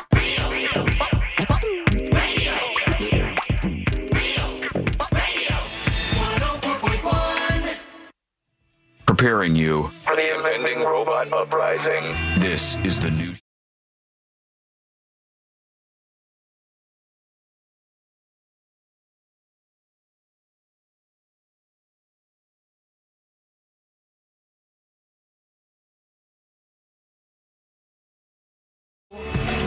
Are serial killers. Some of you are psychopaths, I would say. I'll tell you why in just a moment. If you missed any of the show, get the podcast links over at thenewsjunkie.com. Some of our listeners are very disturbed, I would say. Like that kind? Yeah, like psycho vibes. Like we were talking during the break because people have taken to using this pink noise to go to sleep. And it's apparently, according to science, you should stay away from that. White noise is like good for you to go to sleep with. But the fact that I really walked away with from this discussion was there are a lot of people on chat who say they go to sleep in complete and total silence. Nope, couldn't be me. As a matter of fact, complete silence wakes me up from sleep. I think so too. I agree with you. Like no fan, no television, no white noise, no radio, no. I don't want to be judgy, but I'm going to. If you fall asleep at night, it seems like a red flag if it's just dead silence. Well, dead there's just silence. not a lot going on in your head. I couldn't do it. I mean, I grew up. Most of my childhood was spent. I've talked about this place called the Acreage, where we lived like out in the woods, way, off Palm Beach, where the rich people were. You go Palm Beach, you go West Palm Beach, you go Royal Palm Beach, then you go the Acreage, then you go Loxahatchee. And the Acreage was dirt roads and dirt bikes and whatnot back when we lived there. You know, obviously it built up a little bit over my childhood, but out there in the woods, you would have, and I liked it at the time, the sound of all of the crickets outside. Yeah. And it was loud. And I didn't notice until I moved away and lived in the city I lived in other places in West Palm Beach first. And then I moved to Chicago and lived there for like 5 or 6 years. And I didn't notice. And then I came back. I would come back to get my son, Dylan, and have him at my parents' house. And then I'd say, I'll just stay the night here and I'll go to the airport in the morning. And when I would go lay down to go to bed, you know, it's palmettos, too. The big cockroaches that fly. I say grasshoppers or crickets or whatever. It's all of them. It's whatever is going on out there. All of them together. So loud, I couldn't sleep. But and maybe that's part of the factor, just this being from my childhood, I need to have something. The fan, the TV, something. Just silence is straight up serial killer vibes. No, it's usually TV for me, and unfortunately, I'm forced into it's usually murder shows. Mm-hmm. Criminal Minds. Same ones you've seen before, right? Oh yeah. So you like it doesn't even kick up your mind to go, oh, what's happening in this episode? There's very few of them that startle me anymore, and I think there's only one of them that I actually skip because it's disturbing. Mm-hmm. Yeah, that one you can't sleep to. You're going to wake up in a weird vibe, weird mood. I don't know about the silence thing, though, folks. Let us know what you think. We talked at the beginning of the show about yet another story, believe it or not, on the frozen iguana front, and I wanted to look at the update on the poll. Would you eat an iguana taco? It remains at 57% yes. More of you curious about this than I would have imagined. A lot of you saying things you've tried and whether or not they were good. We'll get to some of those in emails soon. Vote on the poll at thenewsjunkie.com/poll right now. Now, we had this cold-ass weather come through, and now everybody in Florida in particular, those of you listen to us elsewhere, give me a second here. You've been through all these things 8 billion times.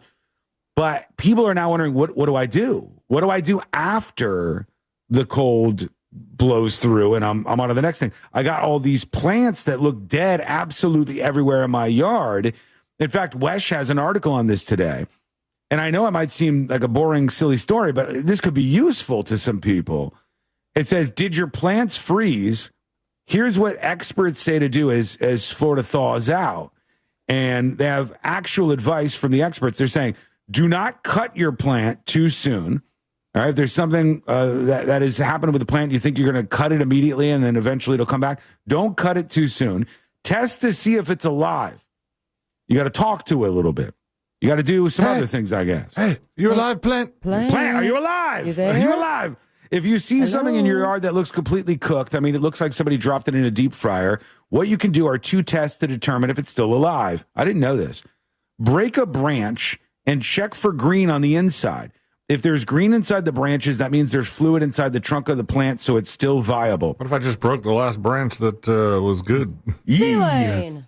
You take your thumbnail and scratch the plant to see if there's any green. And if you see some green when you scratch your thumbnail on the plant, still alive. Leave it alone. Give it a little sunlight. Give it some time. Those zombie plants that are covering your yard right now, well, a lot of them might just come back. Just like the iguanas. Just like the iguanas, indeed.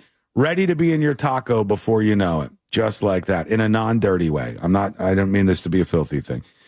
Mickey emails the show. He says, yeah, C-Lane is right. Sean, we can't forget that at one point in show history, you wanted to try human flesh and or meat and had a dispatcher even try to get a piece of her, but you won't try iguana taco. It's not that I won't try it. I will try it. It's that I usually think these things aren't going to be great. And there's a reason why we don't eat the foods that we don't eat. Mike says gator tail, properly marinated and deep fried with beer batter, is quite good. A buddy of mine worked in Louisiana, and they eat nutria. It's a giant rodent. Might pass on that one. That's a gross one. They might be good, but that's a gross one. Eric said in Peru, I tried guinea pig or cuy. They call it cuy. He said, I remember its texture was like that of dark meat chicken, but slightly more tough. The flavor was good as it took some of the spices and charcoal. I'd eat it again if given the opportunity, but probably only in Peru. That sounds like one of those things where it sounds better calling it gooey because marketing-wise it needed a better name than guinea pig, much like squab. I forget who came up with squab, but we needed something to call it so it wasn't like, here is pigeon. Yeah, it's not as enticing. Here's what he said from the guinea pig that he ate. It's straight up. Oh, my God. The guinea pig retains its perfect guinea pig face. You're supposed to remove the face, buddy. Oh, you could see right before it got dipped into whatever pot, its face, like, oh, this is not going to be good. Just so you guys know who are listening to the show right now, all right? Nasty. I'll put this up on See It Now if I can, so you could take a look at the visual. But it's like they took meat and put it into a form that made it look exactly like a guinea pig still, because you can see it. Yeah, right in the face. Like you can still. I'm seeing all the guinea pig one may imagine there. But thank you for sending that over, sir. I'll try to get that up on See It Now during one of the breaks in the show here. Let's see what else we have. Lots of people joining us, and you can too. Tips at thenewsjunkie.com. Somebody talking about the kidnapping story. John says, one of the best news reports said the mom had health support staff. This is Nancy Grace's mom. No. I'm sorry. Excuse me. Savannah Guthrie's mom, Nancy Guthrie. Excuse me. I want to correct that. The devil has danced tonight. Somebody else emailed about Nancy Grace. That's what's flipped me into that direction. This is Savannah Guthrie's missing mom, Savannah Guthrie from the Today Show. Her mom, Nancy Guthrie. And it says one of the news reports stated her mom had health support staff, but never went into depth regarding those folks. At 84 years old, that's where my mind went when this whole thing started. My wife's grandma got taken for tens of thousands of dollars by a health worker, and she tried to threaten the family if they went to the authorities. We totally went to the authorities after finding out, says John. I do not blame you for that, and I appreciate you sending in the email. Electric Jesus, I had said something about him, and he responded to the show. So he says, tips at thenewsjunkie.com. Sean, Electric Jesus here, catching up on the podcast. You asked for some clarity on why power companies bother customers with pleas to set their thermostat at ridiculous temperatures. You got your description pretty close to reality, he said. Things like the HVAC units are called cycling loads, meaning they cycle on and off at random times throughout the day. They're big power users, but across millions of customers, you can use statistics to predict what peak power usage you can expect. During extreme heat and cold waves, those loads stop cycling and run nonstop, which pushes those peaks to extremes beyond normal operating limits. Interesting. He says the reasons for not overbuilding to handle these extremes are complex, but the short version is essentially that it's extremely expensive to do this. He said usually it's a power generation problem. When a power emergency to us, happens, the consumers, or the company? To the companies, both. I think. Yeah. When a power emergency happens, he says, there are three phases of procedure to permit a grid collapse. The first phase involves turning off industrial customers that have agreed to be turned off in these emergencies. The second phase involves system-wide voltage reduction called rolling brownouts and public appeals. That's when they send out those text messages. That's when you start getting peppered with calls and emails telling you to reduce power use. The last desperate attempt to save the grid is called rolling blackouts, which is turning off customers to shed load and rotating who gets turned off to try to share the burden. That's what happened to Amy Caulfield, friend of the show. If this fails, the next thing is a total collapse, he says. Love the show. Keep up the great work, Teddy, a.k.a. Electric Jesus. Thank you, man. Too. Great job. feedback. I really, really appreciate that. You can email the show as well, tipsofthenewsjunkie.com. Always interesting to hear from you if your background is in focus on something that we talk about on the show. So love to hear that. We'll see what you got for us. And when we come back, the next episode with Sabrina is on the way. What's coming up on the next episode? What's coming up on the next episode? It's the 21st century, and that means when something you love is canceled, you A, mourn and accept, B, dox the cancelers, or C, kickstart that mother. After Super Bowl, the sports aren't done sporting, my friends, and the Olympics already have controversy brewing, specifically in figure skating. Plus, you'll never guess what Savannah, Guthrie, and Lil Jon have in common. Hint, it's not windows, walls, or where sweat drops. All that and so much more coming up on the next episode. And that is coming up next on the News Junkie. Coming up tonight on Real Radio at 7, it's a corporate time with Tom and Dan, brought to you by Gringos Locos and Modern Plumbing Industries. At 8 p.m., it's Good Sauce with Ross and Joel. At 9, it's Real Laughs, followed by Real Music Weekends at 10 on Real. Well, behind the scenes, Central Florida forecast and Scope mic activated. Despite the chill in the air this morning, we're going to be expecting a really beautiful afternoon. Temperatures will be making a big swing, warming their way into the mid-70s Hey. today with a high of 73 degrees. If you're over on YouTube, do me a favor, hit the like button. We're going to be expecting increasing clouds. Honestly, it's a tiny little thing, but it does help out the stream. We end up getting more views. We end up getting more spread. When you just take a second, like hopefully right now, while you're on YouTube, maybe pause if you need to, I don't care, and then just hit the like button. If you're on your browser, it's easy. Just hit that like button. Do it every day if you don't mind. I really appreciate it. Homegrown brand of Florida farmers. Ladies, try something. The next episode coming up in just a bit. Skip over the boring gift and head for And then I got a let's make a deal for you. All right? I got something that I think could bring people together. But first, let's separate people. Let's divide you before we bring you together. Get dialed in, relax. They're smoked old-fashioned. Question. For them at the bar because looking sharp should. Do you guys think, how do I phrase this? Winter Park, Winter Garden, Windermere. Book his first visit today at Hammer and Nails Grooming for Guys. Online at hammerandnailsgrooming.com. Valentine's Day offer for first-time guests only. I'm trying to figure out how to phrase this in a yes or no way. It's very hard. Hang on.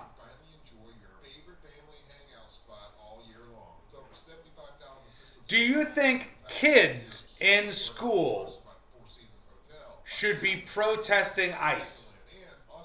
Leaving class, having demonstrations, those things. Do you think kids in school should be protesting ICE or any other issue for that matter and leaving class? Yes or no? Should kids in school be protesting, leaving the classroom, and talking about ICE? 12-year-old, 13-year-old, 14, 15-year-old kids out there. No? Disagree, X gets a square. Like what? Hell no. No way. A lot of no's. No. If they feel it's important, ICE is arresting some of their friends and their friends' parents. College, yes. High school, no. That's an interesting way to slice this up. Like, college kids are adults. Do you have problems if college kids do this? But if high school and middle school kids, especially some of them being prompted by their teachers and administrators, should they be leaving the classroom and protesting ICE? Should ICE be coming into schools? Well, they're not, Miss Doug. I'm watching these stories all the time. The stories about ICE going into a school are almost always unfounded and wrong. They're not targeting schools in particular. If a parent gets deported and the parent says that they want the child to be deported with them because they're the sole custodian of the child, then they can make a decision to be deported with the child, and then they get a payment, and then they deport them back to whatever country they decide on. College isn't mandatory? I don't know what that means. Leaving class? No. Yeah, I'm talking about them. I'm talking about kids. I'm talking about kids in high school and middle school leaving class to protest. To protest ICE or really anything. Now I want to ask you another question. Did you, when you were in high school or middle school, did you ever leave class to protest anything? And if it's a yes, what was it? No? Hell no?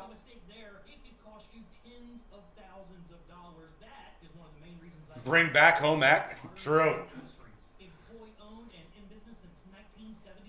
Nope. Nothing to protest in the 90s? True. Don't bring me back to my unified theory of craziness. My unified theory of craziness, for those of you who don't know, is that everything was pretty chill in the 90s and the 80s. And then we had the 2000 election, and Al Gore was making a claim that he won the election, and it became very divisive in the moment. And I think that was the crux of our incredibly divided political landscape. I think it started there. There was a reaction to that. And then on 9/11, our country veered far to the right. And then after that, we veered far to the left, really far to the left, in the mid-aughts. And I think that incident, it's my unified theory of political craziness. It all goes back to Bush v. Gore. Al Gore ruined it all.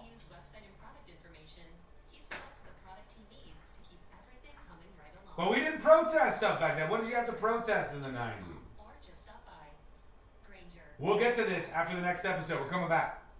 To keep everything humming right along. Call 1-800-GRANGER, click Grainger.com, or just stop by. Grainger, for the ones who get it done. Score major deals on top brands at Mattress Firm's President's Day sale. Find your dream mattress today. Their sleep experts are highly trained to find the right one to fit your unique needs. They make sleep easy. Real Radio is on Facebook at Real Radio 1041. Sponsored by the law offices of Anajar and Levine Accident Attorneys. Call the law offices of Anajar and Levine at 1-800-747-FREE. That's 1-800-747-3733.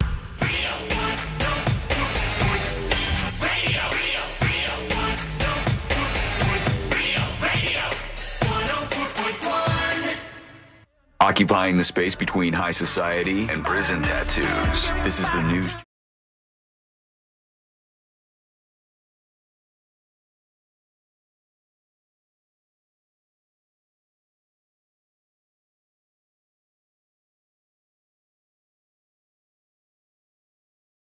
All things happening in the world of entertainment and beyond. Forget the same three songs over and over. Hang out with the three best friends you never knew you had, going through the most viral stories of the day right here on the show, and learn more at thenewsjunkie.com. Couple of things real quick. I teased that they found something at this house in Las Vegas that should scare everybody. That's a really weird story. I'll push that to the second half of the show. Then I want to talk about some of these student protests, like the kids are leaving school. They're leaving the classroom and protesting. Ooh. And we got the new updates on Savannah Guthrie's missing mother, Nancy Guthrie. A lot of activity on that story. So we're following lots of updates and different things that we have our eyes on. Right now, let's get into it. Let's do the next episode. Because there's a lot on TV, and you can't possibly keep up with all of it, even though you should, because what else are you going to talk about? Sometimes it gets me into trouble. Nothing. Weather's nice. It's time for the next episode with Sabrina. Hey, smoke weed every day. Hold up. The next episode brought to you by That Mortgage Guy Don, thatmortgageguyDon.com. The wonderful man that makes the process of buying your first dream home, or perhaps refinancing the dream home you own, that process can be confusing, but not when it comes to him. ThatmortgageguyDon.com, his website, chock full of information for you. Very easy to navigate through, very easy to compare your quote or get pre-approved for your very first quote. And you have direct access to the expert himself. Start the process today and get peace of mind right there at your fingertips by going to thatmortgageguyDon.com. Don't miss the boat, compare your quote with thatmortgageguyDon.com. 30 years ago, 1996, one of the guys from this group right here. Milli Vanilli. Milli Vanilli is right. Points to the board for Sean. And it was on this day that Rob Pilatus Millie. was hospitalized after being bonked on the head by a baseball bat. Ooh. Yeah, owie. It was in Hollywood, and it was by a guy whose car Millie was trying to steal. Oh, no. Things had gone wrong in his Milli Vanilli career, huh? Just a little bit. The bonk, he survived, but he did die of an overdose 2 years later. So don't do drugs, don't steal cars, don't lip sync. I wonder what he blamed it on.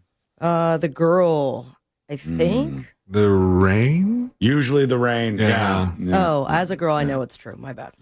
Let's move on to more recent times. And during the Grammys this past weekend, we had someone that won, said a couple things. I believe it was kind of against ICE and what's going on in the U.S. when it comes to ICE. And that land. Sure. Yeah, this one is it's biting her in the ass a little bit. Some people applauded her. Some people called her a hypocrite. And at least one Native American tribe just wishes they got a shout out. Let's bring in the Tongva tribe. All right. They're the ancestral owner of the land that, ironic as this, Billy's multi-million-dollar mansion is built on. Ouch. No word on if there's anyone buried under her house. I've never heard of these people before. I'm sorry. Where are they popping up from? These Tongva or whatever people are they? Are they like a California tribe or something? The first people of the greater Los Angeles basin. It's always brave to call yourself the first people because you don't know. There probably were people before you. What do you mean? They're Native Americans. Many cultures probably thought they were the first peoples, right? But Native Americans for sure were the first. That's not actually true. No. The Native Americans, well, this is a complex historical question that I'm not going to get into on this show, but it's not as simple as that, actually. In North America, there were a lot of people before a lot of these, especially the Native American tribes that people know. But it's like, it's not about the first person to be on a land. Really, at some point in time, people just decide, you know what, it's my land. It's my land, and everybody else stole it from me. Any people before me didn't count. Well, I one day we'll expand upon it, maybe not. But that's what I think about every time I look at my backyard. I just it's mine. Whoever came before me. Everything the light touches, Jackson, might be yours. Yeah, I'm not giving up my house to any indigenous folks out there who might get curious about it. So sorry. A representative says we do value the instance when public figures provide visibility to the true history of this country. With an asterisk, I guess. According to Sean, it is our hope that in future discussions, the tribe can explicitly be referenced to ensure the public understands that the greater Los Angeles basin remains Tongva territory. They have in a bunch of these stories, they had like an aerial shot of her home. It's a big ass house? It's a good size, and it has like stables and a paddock and a swimming pool. Mansion is not the word that comes to mind when I look at houses like these. All right. Really? Say the word. What's the word? House. Oh. How much did it cost? How much? Is it bigger than 2 or 3 million? Houses? It's likely bigger than our houses. I have room for a stable, but get a horse. No. I dare you. Hell no. This is HOA. nothing to do with horses or HOAs, but this is not making a lot of news. But Lil Jon's son is missing. Are you serious? What? Maybe you can peep to see if there's an update, but this was late yesterday. Police in Milton, Georgia were asking the public for help finding Lil Jon's son. Lil. That's crazy. John. They say 27-year-old Nathan Smith, he actually performs professionally as DJ Young Slade, was last seen, I guess, on Tuesday of last week at 6 a.m. local time after running out of his house. According to a missing person notice, he left on foot, does not possess a phone, may be disoriented, and in need of assistance. The notice adds the family and friends are deeply concerned for his safety. Wow, he's still missing. 5'9", 150, short black hair, tattoo of lips on his right collarbone. This picture of him that you have here from TMZ looks normal. Scroll down and see the other picture, because the one that I'm seeing in a lot of the other news sites, he's like bald. It looks like his eyebrows are shaved off. Okay. Oh, okay, but there might be some. So look for all of the different styles that It he's says, rocked? as of this morning, a rep for Lil Jon tells TMZ the family is asking for privacy at this time. We're also asking for continued prayers for Nathan to come home safe. Damn. Thank you. This is weird. Another missing person in the celebrity orbit. That's strange. Hide your kids, wife? I guess Celebrity so. kids and wife? Some exciting news when it comes to the Olympics. Oh, yeah. The big world game. Sports, baby. And there was some controversy brewing. I believe last week it started that Spanish figure skater Tomás Llorenc Guarino Oh, I think I saw this guy. This was the guy that had an issue and they solved it, right? Yeah, big time. But it was a big issue. He wanted to perform in the 2026 Winter Olympics when it came to figure skating. He had one song that he absolutely loved. Did I lose both of you? No. All right. And it was, as many figure skaters love to skate to, the Minions. Yeah. And Universal Studios said, "Baba, no. You cannot It's an interesting use that choice. song." Now, a six-time Spanish national champion revealed he had been informed that he was no longer permitted to perform the Minions routine due to copyright clearance issues. The men's figure skating short program was scheduled, or is continuing to be scheduled, February 10th. But the good news is that Universal reversed their course and have cleared him to use the music from the film. Wow. So maybe it's going to be a 7-time Spanish national champion. We'll see during the beginning of the Summer Olympics. It's always February Florence and the 10th. Machine too. You could always switch it up to that one. Happiness, banana.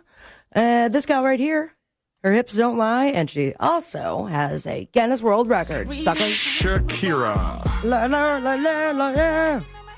Maybe known for singing and dancing, she can now add a new title, Guinness World Record holder. The Hips Don't Lie singer set the record for the highest grossing tour by a Hispanic artist of all time. I thought that was Bad Bunny, but I guess she just beat him out by a little bit. The tour kicked off in February of 2025, continued with select dates in 2026. During that time, she has sold 3.3 million tickets across 86 reported shows, grossing $421.6 million. Not bad. Yeah, congratulations, Shakira. On the boob tube, we've got The Masked Singer on Fox, The Price is Right at night, The Muppet Show, 1-hour special hosted by Sabrina Carpenter, Hollywood Squares, Episode 5 of The Beauty on FX. Have you guys watched that, by the way? I've not. I have seen a couple Interesting. people excited for this Muppet thing, though. Oh, really? Yeah. very different shows, by the way. A lot of gore in the Muppets. We also have Jackie Fabulous, you can leave on Hulu, and catch Kate Hudson on Kimmel. Follow your dreams on me on Instagram at Sabrina Ambra. But most importantly, play it with me, America. Smoke weed every day. Thank you, Sabrina. Sean, I sent you the link that has the picture of Lil Jon's son that they're putting on like the wanted poster or the missing Okay. poster. So is this supposed to be what Lil Jon's missing son looks like now? Is that what it I is? think it's supposed to be at least a more accurate version of him. DJ That is- Young Slade. That is Oh, not the yeah. guy we were looking at on the TMZ photo. No. But it makes it a little easier to Yikes. find in public, right? That's a I guess unique so. look. Possibly. Yeah, he's got no eyebrows and he's got a shaved head, at least in this photograph. Is it just because of the color Crazy. difference, or does it look like the place where his eyebrows used to be is like swollen? Yeah, it's I probably what can't happens when tell. you wax them off. I mean, it's like a blurrier photo that I'm looking at here on the stream, but Lil Jon's son's still missing, I guess. And we watched that show, The Beauty. Courtney has been putting that on. I And like it. I had a weird thing about the latest episode. This isn't really much of a spoiler, I don't think. The Beauty is a show about an STD that makes people beautiful, just Yeah, generally like, speaking. I It's like, got a Substance vibe, if you've seen Yeah. that movie. And then, only in terms of like there's a thing that can make people look better. But this is like it's about it transmitting via sex from one place to one person to another. And a couple of things strike me. Number one, I feel so bad because they have like the before actors, and it'll be like this perfectly nice actor who's playing this role. But then we of talk about course, Ben Platt. after Sweet they boy. after they end up having sex with somebody and the beauty thing happens to them, they get replaced by another actor because with the exception of the main guy. One dude, like, they just put facial appliances on him and stuff for a little while. And he's from Orlando. Hey, you. Oh, yeah? And then they had a scene where they went into this place where they were performing these surgeries, and they go, we got to try to help this woman out. And it was so clearly supposed to be Charla Nash, the woman who was attacked by the chimpanzee that she had, where she was giving it pills and wine and stuff. And that woman whose face got ripped off, and Oprah was like, show me your face, chip attack lady. And Oprah like pawed at her disturbed, maligned face. It was clearly supposed to be that lady, and they were having her as a person to go get beautified. And it just weird that they used her story. I thought it was like, if you were her family member, you might really take that a different way. But we'll see what you think about all of this and so much more. Quick break when we come back. Students protesting and walking out of class. How do you feel about this? And what's actually happening here? Some of the details are very interesting. And that is coming up next on the News Junkie. Congratulations, Michael. You just won $1,000 from Real Radio. Oh, that's awesome. Okay, cool. Who's next? Your chance to win is minutes away, courtesy of Mills Air. There you go. Clearing up that accident. Hello, hello. Delays, but traffic's getting by pretty well. Traffic's starting to back up on the ramp. Welcome behind the scenes of the show. Bound to State Road 408, keep left to avoid that off ramp back up there. And if you see traffic troubles, call the Valvoline Instant Oil Change Traffic Tip Line. Stand by. 866-676. Gotta film a video for Instagram and Facebook. This report. Here we go. I gotta get this in one take. I don't have time. All right. All right, I need to all right, turn it right there.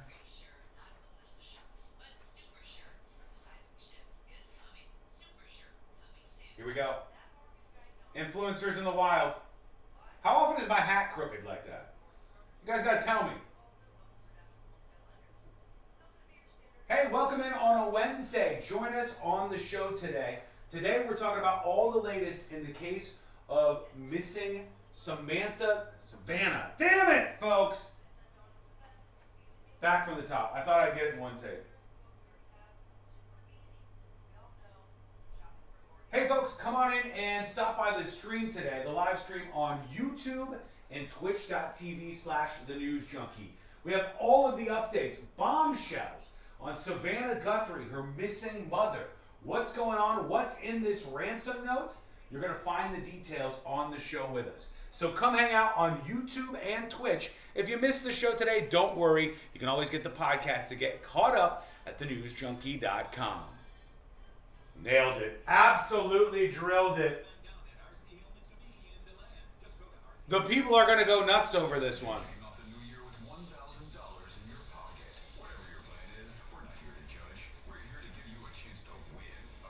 Hang on, I got to put a link on it.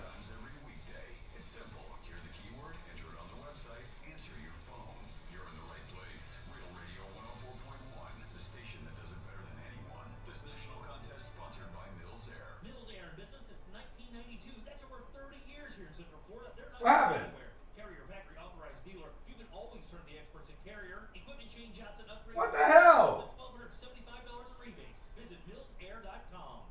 There's something for everyone at Busch Gardens Tampa Bay. Come face to face with more than 800. Where's my link sticker? New lions and sea hyenas like never before at our largest, most immersive animal habitat expansion, Lion and Hyena Ridge, opening this spring. Then feel the rush on 8 thrilling coasters and let the good times roll at Mardi Gras with bold flavors, live music, parades, and eats for all. Busch Gardens, where wonder meets. That's annoying. Buy a Busch Gardens fun card. I put a link sticker, then it disappeared, and then they wouldn't let me add another link sticker. Host an event they'll never forget at Crush Yard. Designed for group gatherings of all kinds, Crush Yard makes it easy to bring people together for team events, birthday parties, and milestone celebrations. With pickleball courts, great food and drinks, and flexible space to play your I'll just leave it. I'll get a better one tomorrow with a link that works. so you can focus on your guests and enjoy the moment. It's an interactive, high-energy experience everyone will Welcome in, everybody. We're back in just a couple of minutes. We're going to talk about these students protesting at schools. And I got a let's make a deal. Let's make a deal is when I come up with the perfect solution to keep everybody happy for once in a controversial situation. And I think I got one. People getting fired every 5 seconds from the Washington Post. Perhaps they learned the code. That's why prevention today means memories tomorrow. And remember, guys, there are no dyes, no injections. You keep your clothes on the entire time, and it only takes a few minutes. I thought Sean said lib sticker. I was trying to attach a link sticker, like you had the link on your story, so that people could tap and go watch the stream. And I put one on there, but I didn't put a text. So there's a link, but no text. It's not going to work out really well for me, I don't think. How many people will be watching the Olympics today or tonight? What is tonight, opening ceremonies? Are we there yet? Let's see.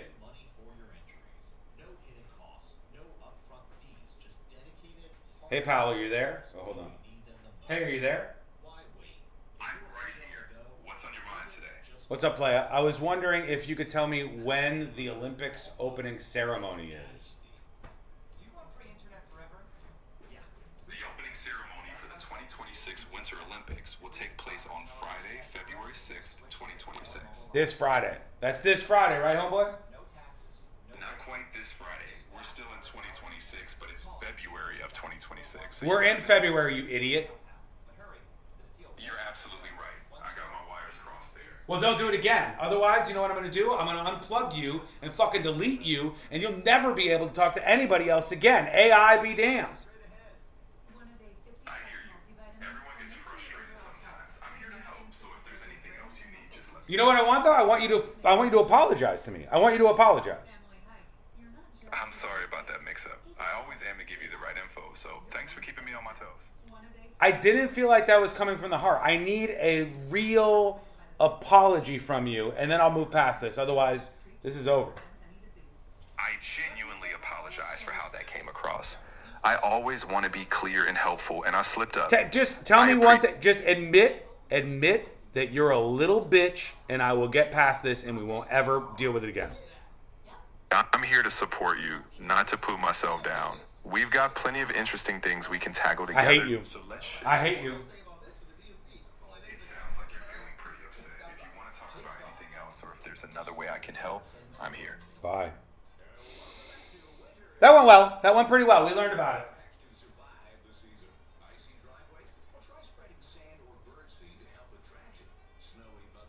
Okay, 45 seconds, and we're coming back live.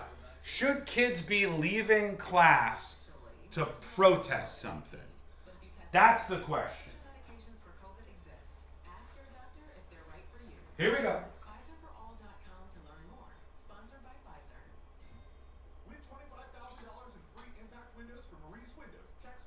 If they're right for you. Visit PfizerForAll.com to learn more. Sponsored by Pfizer. Win $25,000 in free impact windows from Maurice Windows. Text TRUST to 20129. Broadcasting live from the JustCallMo.com studios. Need help after an accident? Just call Mo. Learn more at JustCallMo.com or call 1-800-CALL-MO. This is WTKS-FM HD1 Cocoa Beach, Orlando. An iHeart radio station guaranteed human. Real Radio has your chance to win $1,000. Just enter this nationwide keyword on our website. Friend. F-R-I-E-N-D. Friend. Enter it now at realradio.fm and answer your phone if you get the call. Good luck.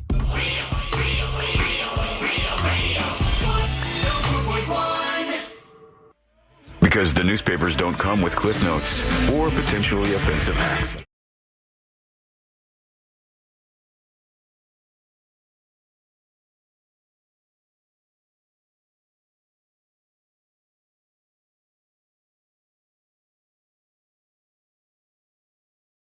Here with us, and you can learn more about the show over at thenewsjunkie.com, thenewsjunkie.com, and a couple questions for you that we'll get into here momentarily.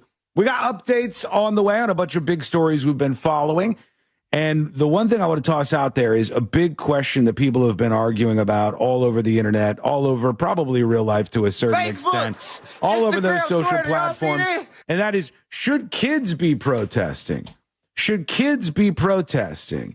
And there are stories, a lot of them actually, about schools where kids who are in like high school or middle school in some cases are leaving the classroom and protesting ICE. And they got signs and everything, and they're going out and they're, in the middle of class, they're protesting ICE. And there are people debating whether or not students should be involved in this. I'll tell you that when I was younger, there wasn't a lot of things like this. In the 90s, there wasn't a lot of things that students would go, all right, we can go protest about this. No, we had senior walkout day, but that was no protest. We were just over what, though? That was just skip day. Yeah. Did you show up to school and then walk out, or did you just not show up? I forget, honestly. It was so long ago, but it was a thing. But it was no protest, but it was people walking out of the school. Can you remember a moment where at school it was like, okay, there's some political thing that our parents are involved in, and we're going to get involved in it, and we are protesting at school? No, not at school. I did go to a protest. My very first protest was for something that was going on with the city versus the beach and the natural habitat of Hollandale or something. And my science teacher at the time was like, I'm going to go if you all want to show up. And we did.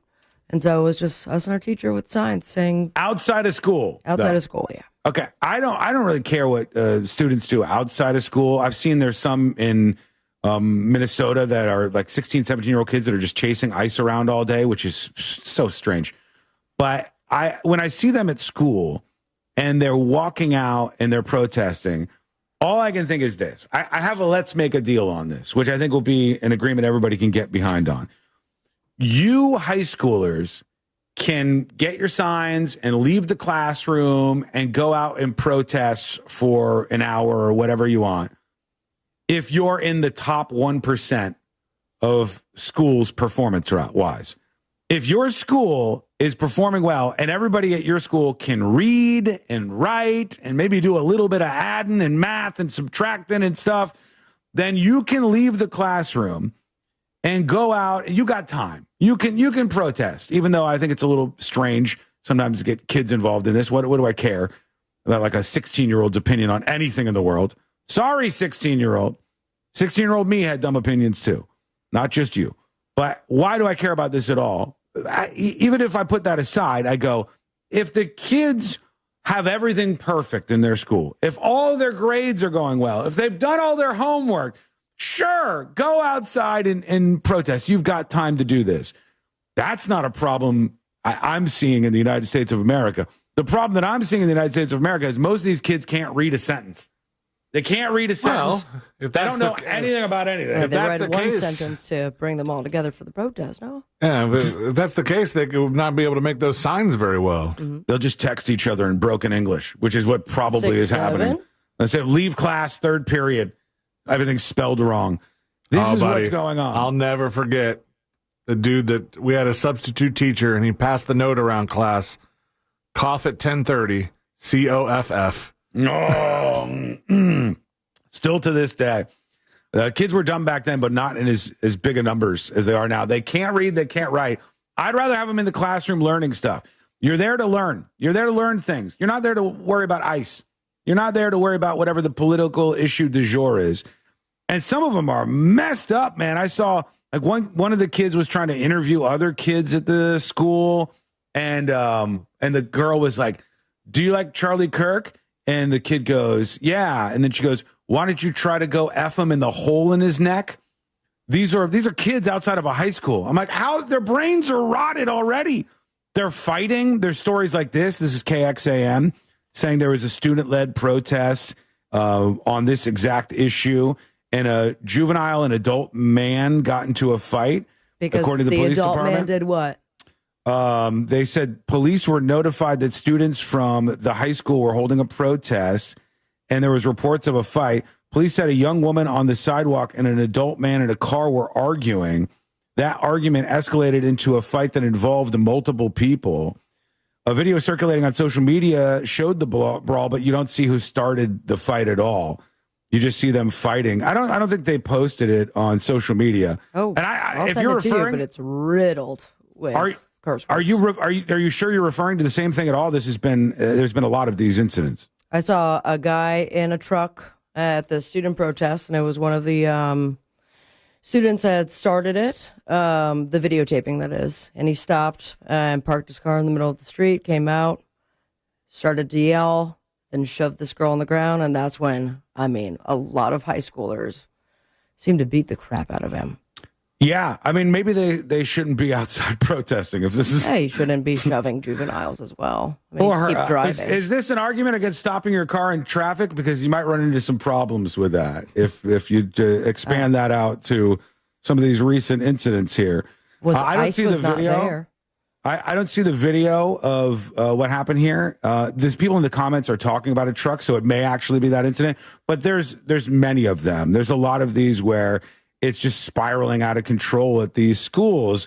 And I don't know why the schools are taking to allowing them to sort of get into these protests, or maybe they're not. Maybe they're just absolutely saying that they can't. The whole part of a walkout, like historically, has been a move of civil disobedience. And so I don't think it's something that the school like sanctions or even wants them to do. But at some point when kids just get up and start walking out of class, there's only so much the school that could do to stop that. Yeah, and they know that. They know that there's too many of them and they can't suspend everybody. Here's an example of one of these turning into a big issue. Debate over ICE walkouts escalates to threatening phone calls, school board chair said. This is the Brevard County School Board Chair, Matt Sussin. He said he has extra security now after receiving a threatening phone call on Tuesday morning. Now, I guess he gave the call to Fox 35, but they said it was too profane to air. I really would like to hear it, but I don't know if we can. They said a planned student protest at 3 Brevard County high schools. This is more of these kids who are like getting involved in politics and leaving the classroom to go and protest. I'm pretty sure Brevard County has enough issues with their high schools and the proficiency in not just reading and writing, but virtually every other thing you can measure these kids' success in, that they have better things to be doing during school time. Do it after school time. Do it after school. Do it before school if you want to. Do it at a time when you're not supposed to be actively learning in the classroom. School board chair Matt Sussin left a message, or said the message was left on his personal phone. It contained heavy profanity and threats towards him and his family. The Brevard County Sheriff's Office is investigating the call and has begun. Did it say near his house? What the message said? Not necessarily the profane words, but like what was the overall theme of the message? They called it, C-Lane, a threatening phone call to his personal cell phone. The unknown caller left a profanity-laced message, which was reviewed by Fox 35 and too profane for air. Oh. Challenge accepted, Fox 35. We might still be able to air this thing around But what was here. the guy mad about? Mad about the protests. The fact that it happened? Mad about the schools stopping the protests, I believe. It says students at 3 high schools plan a walkout this Friday. Sussin sent students and parents a letter warning of discipline if those walkouts happen on school grounds, and discipline if participants are not signed out of their class by their parents. Yeah. So that's what a walkout is. You can't be mad at the school for not wanting kids to walk out of class. That's the whole point. The point of the walkout is you are saying, I'm going to intentionally break the rules here to make a point. This person is saying, if you do this, we as the school and the school district are going to actually punish you for doing it. And that the person is upset that there's going to be a punishment for a walkout on the campus.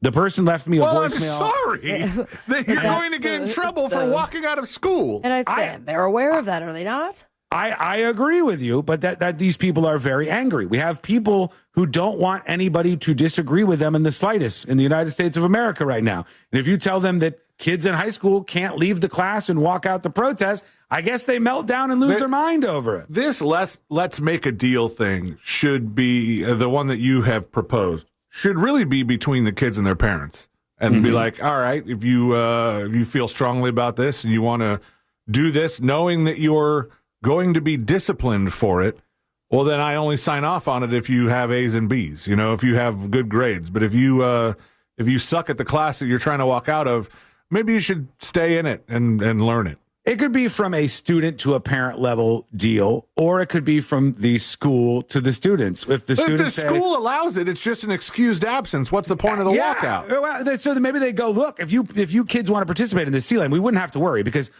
only about 1% of the schools in the United States of America would meet the qualifications of saying, you guys are doing so well that you should be going outside and doing other things not school related. You should be going outside and engaging in protesting against ICE. There's so many schools that are just failing miserably right now. This isn't helping. Now, this is just like one day stupid thing. I see a bigger problem here. The bigger problem is that these are high school kids that are being dunked into the world of politics when I would rather them not be. I mean, I would rather you spend your high school days excited about your friends or hating your friends, excited about your parents or hating your parents, meeting people, dating people, and politics. Like this politics, you have plenty of time when you're grown up to get upset about this stupid stuff. All right, you have plenty of time. They're don't inundated, necessarily. Man. I don't know how you can get away from it. I don't like seeing this stuff. The school should not be supporting these things, and it doesn't look like most of them are. The individual called me to tell me all these nasty things, wish any ill wills on me, talk about my family, talk about everything else, and all we're doing is protecting the students that want to learn and want to be educated, he said. Can't cause a ruckus. He doesn't want it. You should be in class learning, for God's sake. I don't care about, like, older school children, like high schoolers, wanting to know about that stuff. I think they have clubs where they, they talk about political things or that's fine. They have debate club. I'm sure something's got to get political at some point in there. And they have what are the clubs that they get into there? I mean, student government is kind of one. Yeah. Even though some people do it because they want to get into government at some point, and some people just do it because they want to be class president and be popular. What up? Yeah, I think it's fine in all those groups. That's fine. It's the problem is when you get the students arranging and organizing things that are taking away from the process of them learning at school, which is not only the main thing that they're there for, it's literally the only thing that they're there for. That's it. There is some portion of the public that wants to get kids involved in these protests. I won't quite understand it. I even saw like in Minecraft, which run some numbers for me, C-Lane. What are the age demos on Minecraft players? It's got to be mostly kids, is my guess, right? Like I'm thinking 70% of Minecraft players would have to be kids. And Minecraft released this thing this week where they want all the kids to be protesting. There's like a new... In Minecraft? What do they call it? Yeah. They said, want to change the world in IRL? Start in Minecraft. And then they show this trailer. Did they say in IRL? Because that's redundant. Yeah, it is. They walk with civil rights leaders. John Lewis, famed U.S. civil rights leader. Malala. Rosa Parks on a bus in on Minecraft. A Minecraft bus. This is weird. And they want the Minecraft players, which again I think are mostly kids. Maybe I'm wrong. Let's see, 15 to 21 years old is the largest segment, around 43%. Under 15 years of age, approximately 20.59% of players. Okay. I wish they separated like 18 and below. So, well, I mean, for 21 and below, you're getting 63.59%. Minecraft is like open world, though, right? So you can do whatever you want, yeah. Trailer popping up like the moment you open the game, or because you're following Minecraft stuff on social media? I've never played Minecraft. I've watched people play once. Minecraft. I got my ass kicked. It was awful. I've watched people play it. Seems like you just go around. You're Steve. You got a pickaxe. You dig zombies at night. I get what's going on in the Minecraft world, but this is from the official Minecraft account. This is like their official release, and they like have this new release where the kids can get involved. I should say the Minecraft players, which are largely made up of kids, can get involved in this political stuff. I just happen to think that it's not good for kids. And I know some of you are like, well, my kid really likes getting engaged in civics and likes getting involved in local politics and likes getting involved in national politics. And this is something that my kid is excited about on their own.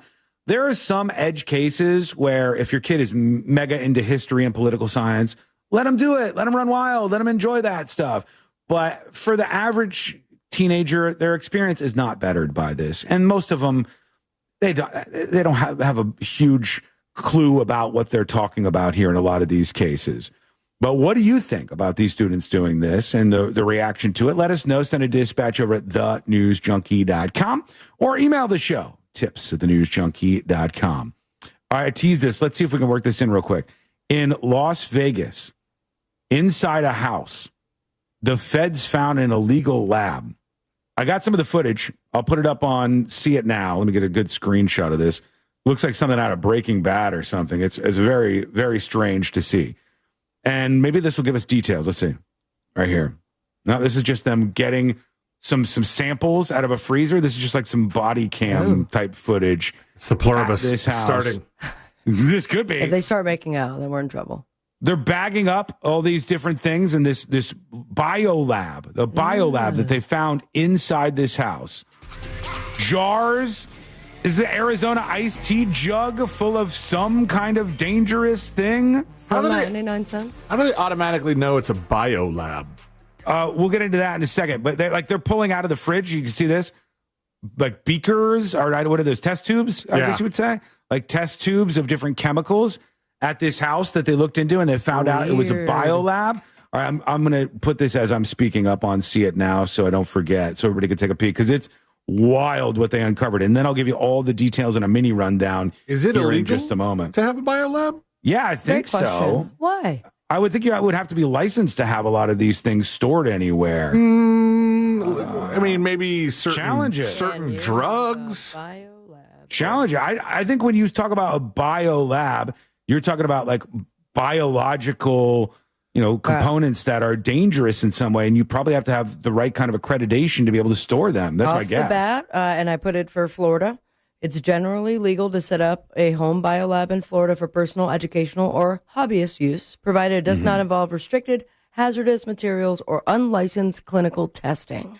Yeah, I mean, maybe I'm not clear on this, you guys, but there was malaria at this house. Like, the first I've heard of the malaria before. It's an illegal lab, and they said a property manager was arrested in connection with this FBI place. is now testing whether those mysterious vials found at an upscale Las Vegas home contain potentially infectious and deadly viruses like Ebola, malaria, and COVID. Yeah, you can't have that. Investigators approached the home heavily armed and outfitted in biocontamination suits. They found refrigerators, a freezer, lab equipment, and bottles of unknown substances labeled in Chinese.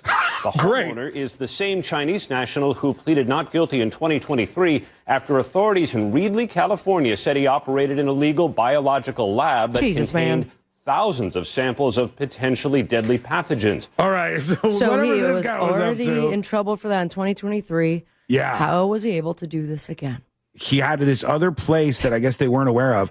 Ori Solomon, the property manager, was arrested over the weekend. When authorities searched his home, they found an alleged biolab. They found bullets and a black Glock in a nearby cabinet. That really doesn't matter. According to the complaint, their warrant didn't cover seizing guns, so they had to leave them there. So why'd you even mention that? It's like guns are scary. That's why you know he still has it, right? Not the ABC COVID. News. You don't have to go guns scary in every article, ABC News. You can go biolab scary. There's things in this place that are scary. But they keep the whole thing is talking about guns. Ori Solomon is the guy. Federal authorities got a warrant, went back to his residence later to seize the guns, I guess. Numerous firearms, ammunition, and firearm accessories were, the whole thing's about guns. I'm more worried about the biolab stuff that was in this place. And he's do we getting have time? funding from something, right? Okay, we don't have time. We had to take a quick break. I mean, there's money coming in. Yeah. Where it is, I'll hold on this. We'll get to a couple more details on this. And a new trend that left a 9-year-old in big trouble. What's happening? That's coming up next on the News Junkie.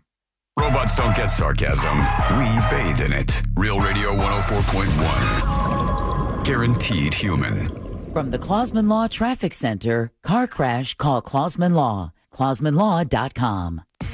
Look out for a crash on Orange Blossom Trail at Carroll Street. Keep an eye out for emergency crews on the roadways. That accident's clear this afternoon, but if you do see traffic troubles, Gene? Instant oil change, traffic tip line 8866. Close call, Gene. Very close call. From James Birmingham. This report is sponsored. Gene's trying to protest in the studio. That's what's going on here. Did you know a billboard can save a baby's life? It's true. You can make a difference. One sec. by Hello? making a spread of Hi, how are you? message to reach those who are struggling with an unplanned pregnancy. I'm Please gonna make tell a mine. gift today. Okay. ProLifeForAcrossAmerica.org. Have fun. Yeah. Not sure how to tackle your taxes? Be safe out there. Are you sweating this morning? You may be experiencing FOMO, the fear of messing up. The answer? Okay, I got a couple of things when we come back. They help you get and then we help you do more with it. With a personalized plan designed to help you hit your money goal. Has anybody heard about these Chick-fil-A Gold Cups? Chat? Have you guys heard about the Chick-fil-A Gold Cups? Anybody?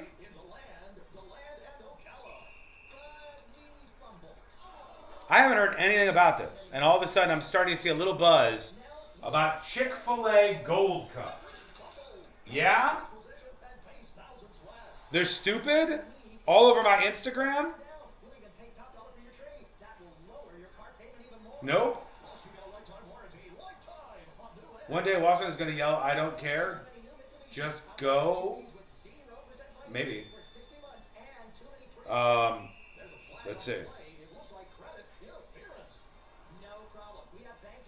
Hey, bro, I'm back. I'm sorry about earlier, okay?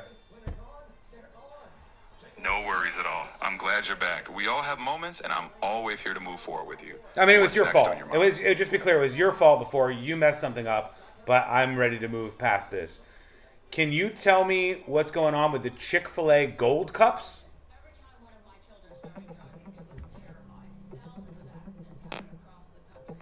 Chick-fil-A is celebrating its 80th anniversary with limited edition classic cups at $3.99 each.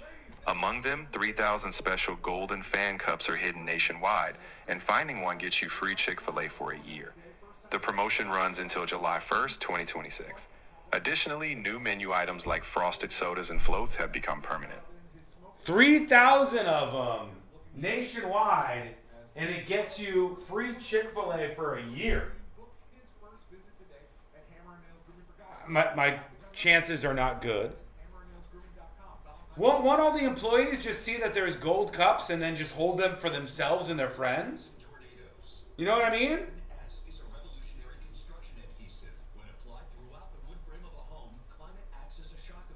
The caviar thing is different. I know what you're talking about. I saw that too. It's like McDonald's caviar for their nuggets. But this is a Chick-fil-A thing. They have 3,000 gold cups. And if you get one, you get Chick-fil-A, free Chick-fil-A for a year. Which is great. But if it's just a golden cup and a stack of cups, the employees are going to see all the golden cups, and then it's going to be a wink, wink, nudge, nudge thing, right?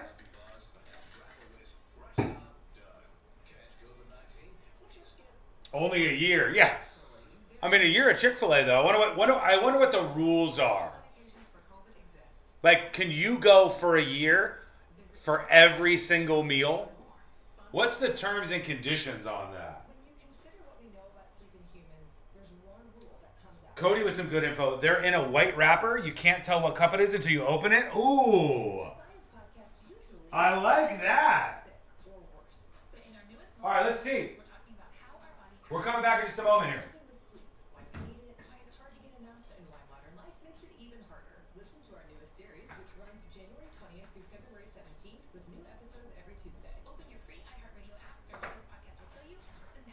Here we go. Even harder. Listen to our newest series, which runs January 20th through February 17th with new episodes every Tuesday. Open your free iHeartRadio app, search This Podcast Will Kill You, and listen now. For all your plumbing needs, go to modernpi.com. Real Radio has your chance to win $1,000. Just enter this nationwide keyword on our website. Friend. F-R-I-E-N-D. Friend. Enter it now at realradio.fm and answer your phone if you get the call. Good luck.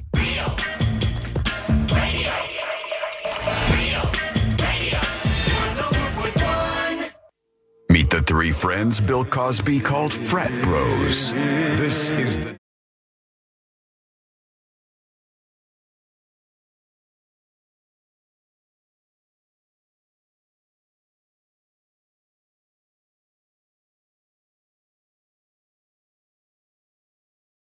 I'll make my demands momentarily.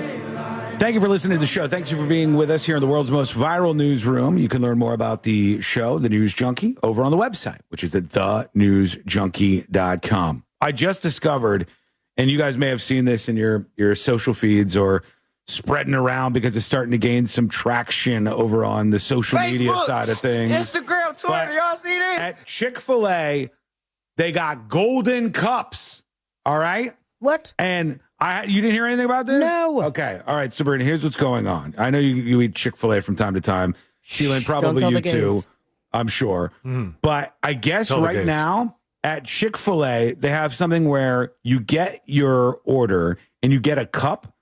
And if you open your cup and it's a golden cup, you get Chick-fil-A for free for a year. Okay. You get a whole year.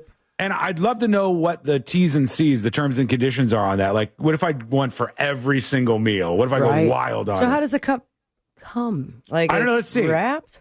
Let's try to listen to this. Stay by the dump button because I don't know if this young woman curses at the Chick-fil-A drive-thru. This is somebody trying, I think. And I'm searching for the golden cup. She's trying to get the golden cup. All right. But I don't think I'm ever going to get it. I hope you're not driving. Maybe. So I really like this. It's in like a secret bag. So when you get the cup, you get to open it up and reveal if you have one of the golden ones. Otherwise, if it was just in a stack of cups, the employees would take them all for themselves and their friends. And it's their pleasure to not do that. it would never get out of there. No way. Oh, she got one. Wait. What the? She got a golden cup. That's cool. We just got Chick-fil-A for a year. Okay, this is fake. Her acting seems a little fake. We just got Chick-fil-A for a year. Flag on the field, not on Sundays. We could have one of their chicken sandwiches every day for an entire year. Can you believe it? Husband? Pressure cooked and with the best possible drug-free chicken that one could ask for. No, they have drugs again, remember? They changed it. Oh, yeah, did they? Well, they got these golden cups out there. There's 3,000 of them. 3,000. And it's a big golden cup for their 80th anniversary. All right. So you're a little bit correct in being skeptical because it says the key details about the Golden Cup sweepstakes, the prize. Winners receive free Chick-fil-A for a year, which consists of 52 free entrees. Exactly. Original spicy grilled sandwich or 8-count nuggets, original or grilled. You only get one a week? That's it? Like... If you give and your you fans, can't order that delivery without adding some other stuff. You should get. You're not even open 7 days a week. Delivery. You're Chick-fil-A. You're only open 6 days a week. You could give them at least one per day that you're open. Nah, dog. Damn, that's not even that great. Then you know what is great though? I kind of want that cup. I do too, just because they're so rare. Is it styrofoam, plastic? It looked plastic in this video. Everybody's posting this one. That is kind of what the cup looks like. This is from another site that tracks this stuff, and it's a golden Chick-fil-A cup. Chick-fil-A's dropped 3,000 of them. Scroll up a little bit. The odds, they had odds. The odds are 1 in 1868. 1 in 1,868. Those are your odds of getting one of the golden cups. Decent odds. It could be worse. It's not as bad as like the lottery or something that people are playing, but you could end up getting one of these suckers, and you get free Chick-fil-A for a year. Somebody in Paris, Texas, legitimately got one. I'm bringing up the story here. Paris customer unwraps golden cup at Chick-fil-A. This is like for real, legit golden cup that he's got. Can you believe it? Each cup is $3.99. Comes prepackaged in a sealed opaque bag with a new design being released every few weeks. The cups are reusable, dishwasher safe, but are not fillable in the restaurant. You get yours. If yours is a golden one, you win. Have to buy a cup that you can't even fill up in the restaurant? Yeah, you can't. To see if you get this fake-ass free Chick-fil-A for a year? People love this stuff. Steeline, you ever heard of blind box items? Yeah. Yes. That's what this is, basically. It's like you buy something with a chance. It's gambling, isn't it? Yeah. It's gambling, basically. You're trying to see if you could get Chick-fil-A. And hold on. How many did they say there was total? I said earlier, but does anybody remember? 3,000. No. 3,000 golden ones. But how many total? 8 million or something? Well, if it's 1 in 1868, then 3,000 times 1868. Okay, 5.6 million is what this says. I don't know if it's right or not. It is. Okay, 5.6 million. C-Lane. 5.6 million times. What did I say? It was $3.99. We'll just round up to 4. Good. Yeah, and that is 20 mil, $22.4 million. Well, they're making some money on this then. Okay, If the prize is deal, huh? 3,000 people get Chick-fil-A for a week, let's finally do what nobody else would do. Sealand, ready? Let's roll a Chick-fil-A meal. Let's say they're. I'll tell you. Are you doing delivery? Or How much for a meal pickup? A Chick-fil-A meal pickup? You're talking fries, drink fries, combo, and your sandwich and a drink. Plain sandwich, or you deluxe-in? That's plain. I'd say $12. $12. All right. So then that's 12 times 54, which is what, 600 and something dollars? 12 times 52. 52, excuse me. $624. $624. And they're going to make $624 times 3,000. Let's do that one. That's the full math. So it's going to cost them $1.8 million. So 1.8 mil is what it costs. 22 million? And they make 20 mil in making all of these cups. Of course, they got to they got to package them and all that stuff. Yeah, I won't give it to Chick-fil-A. When I was in college, they opened up a brand new Chick-fil-A in Fort Myers, and every single day you could go and get a free breakfast item. Damn. With no golden cup involved. But I don't know if Chick-fil-A does anything like that anymore. Every single day for how long? It was a good couple months run. Jesus. Because I was a poor college student, and I ate every single day at Chick-fil-A. Well, a couple of things real quick before we take a break and get ready for jury duty. Let's go back into that house in Las Vegas where they said there was an illegal biolab in this house they discovered in Las Vegas. There were a bunch of jars of liquid and different things, and it was all labeled in Chinese, I think, or Mandarin or whatever. And I guess Chinese would be the writing. 2 people became deathly ill when they went in there, and they could not get out of bed, I guess. And a tipster told the police several people had gotten sick before. Hang on, here's Channel 8 from nearby about this biolab in Vegas. Court documents we obtained reveal several people got sick from that suspected biolab found right inside a Las Vegas garage. That's not good. This is video of inside that lab during last weekend's raid. We've learned a person tipped off the FBI in early January that the garage was locked and there were refrigerators running inside. Great. A person telling investigators So is mine. it smelled, quote, like a hospital with a foul, stagnant air smell. Documents say several days after entering that garage, 2 people became, quote, deathly ill. Yikes. They couldn't get out of bed. And That's what it says. 2 people became deathly ill and couldn't get out of bed after going into this garage. What was in the garage? 2 people became, quote, deathly ill. They couldn't get out of bed, and several people got sick before. We've also learned items from the lab were moved from a different location, possibly several years ago, when that location here in Las Vegas failed to get a license from the state. As we first reported over the weekend, the lab is connected to one the feds raided in 2023. That location in Reedley, California, outside Fresno.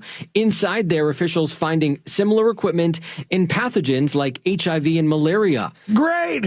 They've got HIV and malaria. What could go wrong? Bring it back. Why not? Yikes. All right, we'll keep our eyes on the biolab story. It's all quite strange.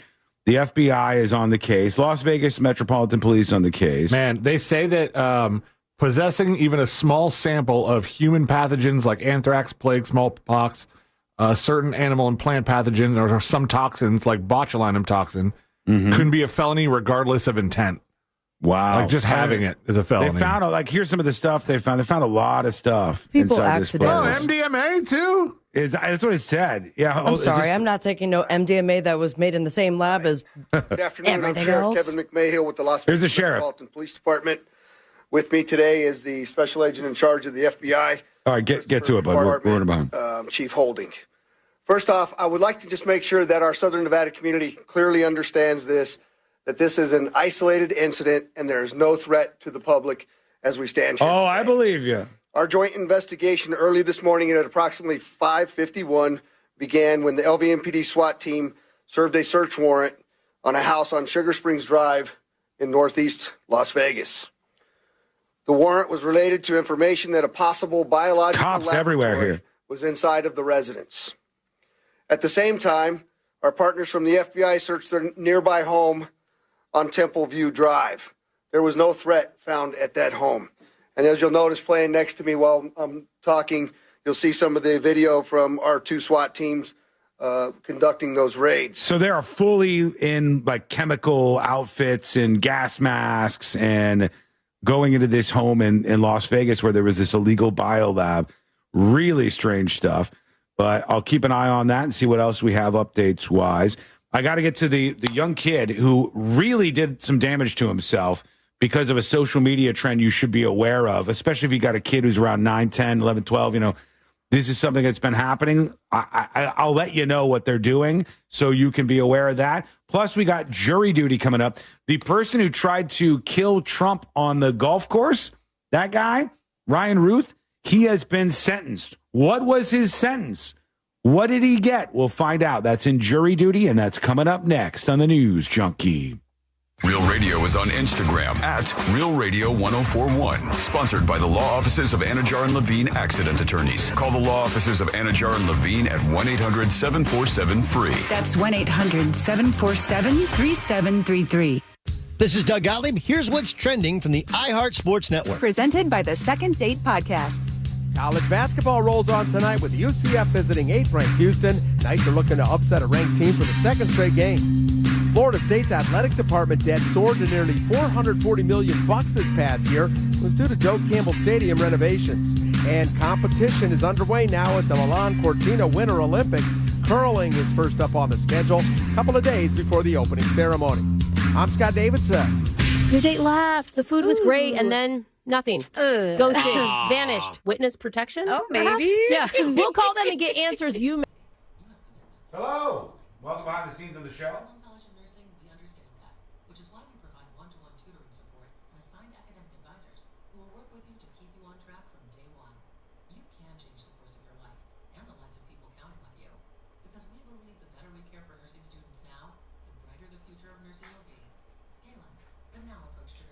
Now I want a golden cup.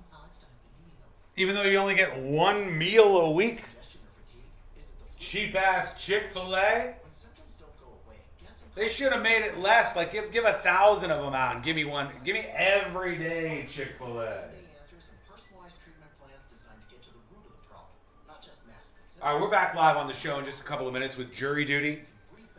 We'll talk about the guy who tried to kill Trump on the golf course. His sentence has just come in. Every Secret Show gifted sub has a chance for a year free of Secret Shows. There's always a chance. There's always a chance. Folks, I've been thinking Friday for this bonus Secret Show. I'm not bonus Secret Show. This bonus, our bonus stream that you unlocked. The Secret Show will be tomorrow, as per usual. But I'm thinking Friday for this bonus stream we unlocked. I'm thinking that's what we do.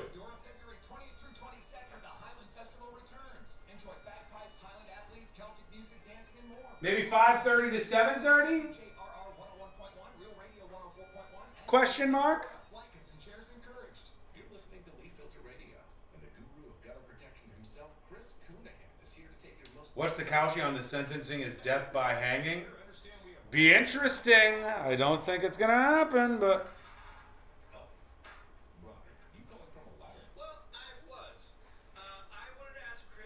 All right, we got this first, and then... Glitch McConnell's got the flu, by the way. Uh-oh.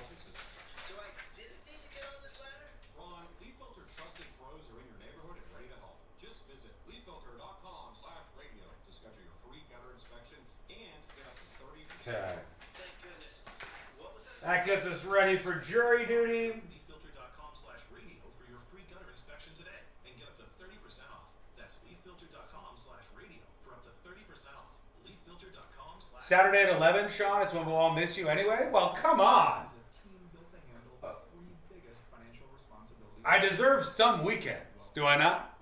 Tax strategy and estate planning. Most firms only manage your investments and Okay, we will be back in just a moment.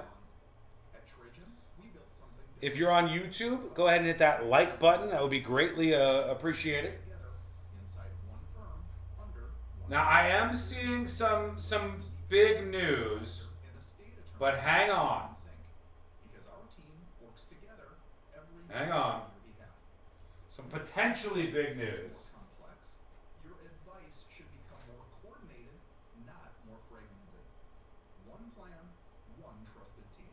Call Trajan today. 407-213-0000. That's 407-213-0000. Trajan Wealth, an SEC registered investment advisor. Additional services through Trajan State and Trajan Tax. Additional disclosures and accreditation at TrajanWealth.com. Find out what your home is currently worth in seconds. Just go to thenicklygroup.com, enter your address, and you'll get your answer. That's thenicklygroup.com or Google The Nickley Group.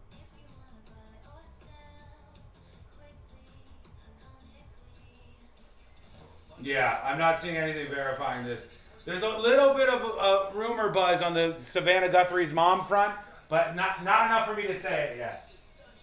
Not enough for me to say it yet. Maybe a bombshell update during the show, but it's not enough. Not enough to put that out there yet.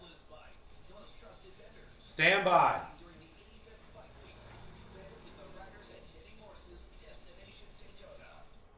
Okay, we're back in 2 minutes. I have to pee. Is 2 minutes enough time? Did they find her in the Vegas house? No. I'm going to try to pee because I do have to. I will be back. Stand by.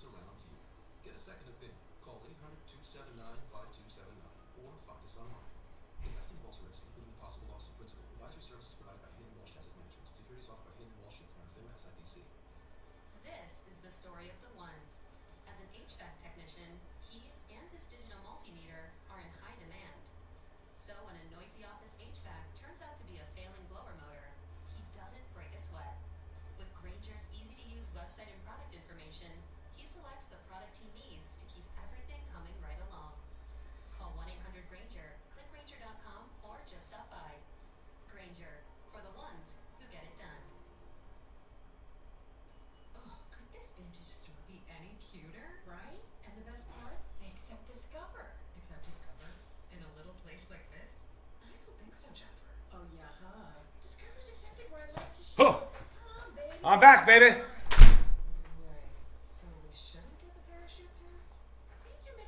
1 minute on the nose. We do have big, bubbling Guthrie, Savannah Guthrie story info. Not confirmed enough to talk about it, but should be able to get more info soon. Right now, jury duty is on the way. Wait till you see what this kid did for a social media trend. My Jesus. Here we go. And customized hardware powered by Intel Core Ultra processors help you stay ahead of the competition. Business goes pro with Lenovo Pro. Sign up for free at lenovo.com/pro. Lenovo. With Rasmussen University, you don't have to be afraid of paying for college thanks to transparent costs and financial aid options for those who qualify. It's a smarter, clearer path to the future you deserve. Learn more at rasmussen.edu. That's rasmussen.edu. This earful of real radio is brought to you by JustCallMo.com. Injured on the go? JustCallMo.com.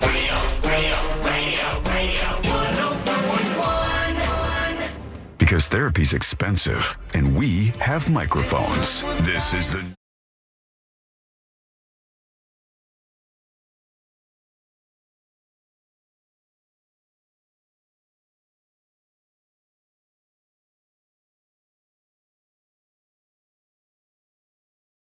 Listen to the show. Keep your ears wide open for those keywords because you can end up with $1,000. $1,000 just for listening to this show. When you hear it, do what it says, make the money just like that. A lot of other people listening and watching have done that. We hope you're next. More details on the show, the podcast, and all that stuff available, of course, at thenewsjunkie.com. Before we get into jury duty, I wanted to bring up this story. Again, every single time I tell you that there's some sort of trend going on, usually just take that with a grain of salt because the media likes to say, there's a dangerous social media trend. And then when you look into it, there's like 4 people doing it. One doctor we found that will answer our calls is warning parents. Mostly it's not real. But in this case, you have to wonder what happened to make a 9-year-old boy's face look like this. You gotta wonder. Wow. What was this kid doing This to is make a his trend? face? This is a trend, they say. Very, hey, you guys. I don't know about you. It's not great. I'm not gonna lie to you. I mean, I know what he's got lined up for Halloween, I think. Do you? looks so There's several little. options here. I was thinking, from the Batman. It's IP, Two-Face. yeah. He looks a little Two-Face. Why That's so true. serious? This is it is very, very disturbing. Now let me put this up. Hey, give me a second, Celine. Let me put this up on See It Now so you can see what's going on, and then I'll explain what happened to this kid. They assure us, as always, that it's a trend. You should warn your kids regardless, but it's probably not really. 9-year-old burned after social that's what after happened. stunt. 9-year-old burned after stunt. I'll tell you how this went down in just a moment, but I've got the photo up so you can take a peek. It's over on the See It Now section of the newsjunkie.com. That's where when anything is visual like this, I'm going to put these up and you can take a peek at what we're talking about. Are you going to play the video, the story? Let's see. He looks even more swollen maybe just because he's moving, it looks sadder. I don't know. Here are the details real quick. A 9-year-old boy suffered injuries after participating in a recent social media trend. On the morning of January 20th, Caleb Chabola was preparing to leave for school when he attempted to microwave a Nido Nice Cube to make the gel-based toy more pliable. Now, I'll bring this up. Nido Cube? Like Play-Doh, but N-E-E. Exactly, yeah. Never heard of that. Yeah, it's a New Nido dough. Cube. Here's what it looks like. It's like a blob, and it's a squeeze toy that these kids are using. It looks kind of like a giant ice cube or something. And you squeeze the squeeze toy and play around with it, I guess. So like $12 on Amazon. But it got his face all messed up like this because he was following along with this stupid trend that he saw, apparently. And here's what he did. He attempted to microwave it. Caleb's mother said her son got the idea to try the trend after a conversation with a friend who told him about it. She was in the garage to warm up her car when she heard the microwave start. She thought he was warming up his breakfast. After hearing what she described as a blood-curdling scream, she knew something was wrong. She said Caleb had attempted to microwave the toy, and it exploded all over his face and hands. No, that's bad. That's not great. He tried to rinse off the substance in the shower, but it didn't work. She took him to the emergency room, and he's got second-degree burns on one side of his face and his hands. Where's this video, Celine? You got a video? I want to see. It's just from ABC7 Chicago. All right, can you send me the link, or you can't do that? ABC7 boy burned or something? Yeah, I'm sure 9-year-old it'll- burned. 9-year-old burned after, okay, oh God almighty. Did they interview him? Because I think so. This is rough. This poor kid's face blew up here. Here we go. Weeks after putting a simple toy I'll turn it in up. the microwave. In a matter of seconds, it exploded, causing burns to his face. Jesus, kid. Was crying and it's just yelling, it burns, it burns. Whitney Grubb says her son's Nido Cube had burst. Inside the popular sensory toy, a thick gel-like substance, now hot because of the Jesus, microwave, kid. stuck to his face. The right side of his face was kind of melting off, basically. Caleb says he doesn't he's looking better remember now. after his Nido Cube exploded, but he does remember where he got the idea to put it in the microwave. It's like a stress toy, and I didn't know it was a trend on TikTok before, because my friend did it before, but she put it in for, like, she didn't get hurt. The idea is to warm up the toy and make it more pliable. Caleb's mom says her son did not hear about it directly from social media, and yet her son still wound up Folks, see the visual that makes that sound come out of the show. Know Go how check it much out. Stress it added for a It's a lot. stress relief toy. See It Now. It's on the See It Now section of the newsjunkie.com. Hit the menu at the newsjunkie.com. You'll see exactly what we're talking He about. looks right great. Thank God. Here. It's better now, but don't do that. Dangerous, kids. Now we get into it a little bit behind, but we got time. Let's do jury duty. Court is now in session, so put your phone down and pay attention. Before we call the bailiff over to whip your ass, you're now on jury duty with the News Junkie. Biolabs, missing moms from the Today Show. It's a wild time out there. And we got Mo DeWitt of the DeWitt Law Firm. Injured on the go? Just call Mo. 800-CALL-MO, 800-CALL-MO, or go to justcallmo.com. After an accident, there are many attorneys out there that are going to try to get your attention, but make a smart move. You hear Mo on the show. You see all the great things he does. The next great thing he's going to do is help you with your case to battle those insurance companies and win. Don't feel bad about it. Make the smart move to protect yourself, your family, and your future. JustCallMo.com. Here we go. As I told you, the guy who tried to kill Trump on the golf course, he went out there. He had a gun. He was all set up. And he was hiding out in the bushes, right? He was in the bushes at Mar-a-Lago, literally in the bushes, like a little setup with a gun and all this. And Secret Service just thought they saw something weird and then went over there. And then they were like, yep, there's a dude with a gun in here. And he had some plates that were supposed to be possibly bulletproof in case somebody shot back at him. And I guess previously he was found guilty and he tried to stab himself in court, but he's finally been sentenced. Yeah, in the courtroom when he was found guilty, he tried to take his own life, but he wasn't successful. A federal judge has decided that he is going to get, I believe it was life in prison that he was sentenced to just a little bit earlier today. Let me just triple check here. Yeah, life in prison is what he ended up getting for the attempted assassination. Doesn't say anything about a possibility for parole. Sentenced to life in prison for the 2024 attempt on Trump's life. Plus an additional 7 years in prison based on the second count of indictment. Yikes. Yeah, along with other long sentences. So he will never get out. He will never get out of prison for this. This dude who tried to off Trump at the golf course was not successful. All right, we're going to have to wait for the rest of these because there are some other stories we need to get to. An Amazon driver is melting down. I got more on the Guthrie front. There are whispers out there about Savannah Guthrie from the Today Show, her missing mom. I don't know if any of this is true, and I'm not going to tell you about it yet, but I'll keep checking to see if I can verify some of the rumors that are starting to gain some traction. Are you talking about from the chat room? I don't trust those people. No, not those people are untrustworthy. No, not there. I saw it somewhere else. Love you, chat. But it's not enough for me to confirm anything yet. It could be nothing. I don't want to be. I'd rather be more careful here. So we'll see what's going on with that as the show rolls on. That and much more coming up next on the News Junkie. Wherever your plans take you on Super Sunday, you can take the big game with you. From the opening kickoff to the presentation of the Lombardi Trophy, Real Radio 104.1 is the home of Westwood One's coverage of Super Bowl 60. From the Clausman Law Traffic Center, car crash, call Clausman Law. ClausmanLaw.com.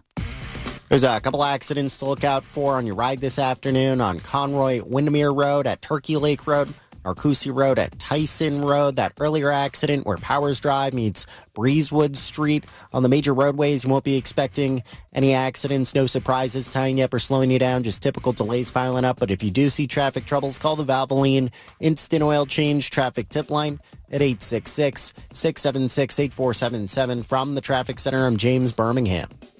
This report is sponsored by Pro-Life Across America. Hi, I'm Angie. Did you know a billboard can save a baby's life? It's true. You can make a difference by helping us spread the pro-life message to reach those who are struggling with an unplanned pregnancy. Please make a gift today. Visit prolifeacrossamerica.org. It's a crime to pay more than a dime, one dime down at RC Hill Mitsubishi in DeLand. Just go to rchill.com.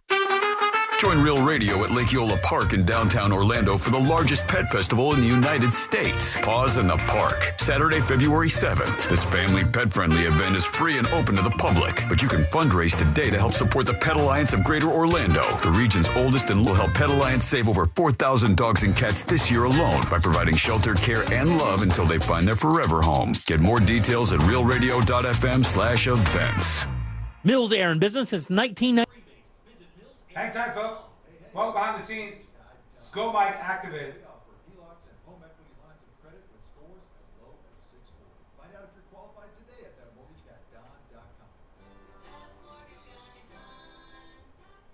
Hey, what's wrong, sir? I'm here to talk to you about something a lot of guys don't like talking about, and that's Power Hour has arrived.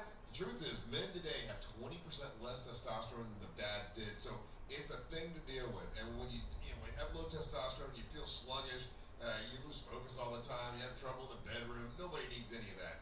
Get hold of my friends over at Red Mountain Weight Loss. RedMountainWeightLoss.com. They'll help you get rid of that Gene! feeling. And if you call them now for a limited time, Gene! you'll be able to get your Bro, testosterone levels. one more mistake. They'll help you with One more mistake. weight loss medication. And you are It's a fired.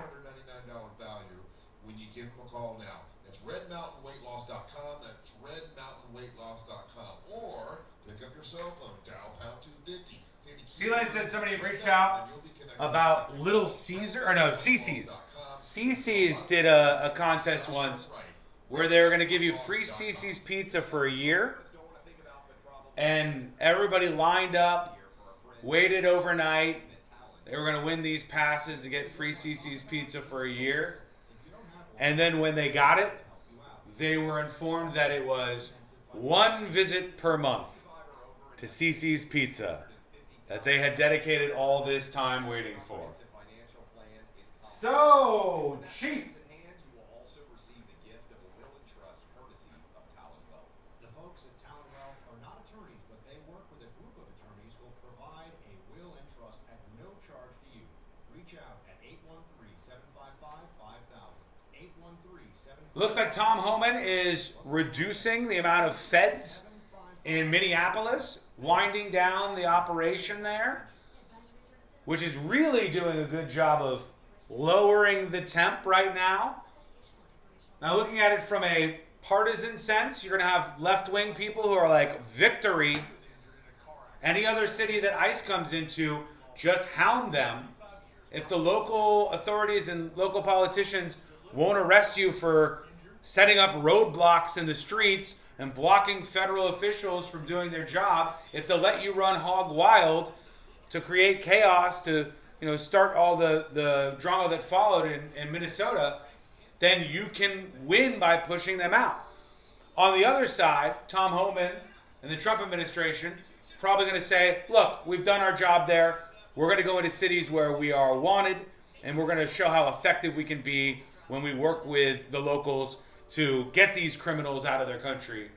I think a refocus on that, a refocus on deporting the most violent offenders is popular. It's a popular thing.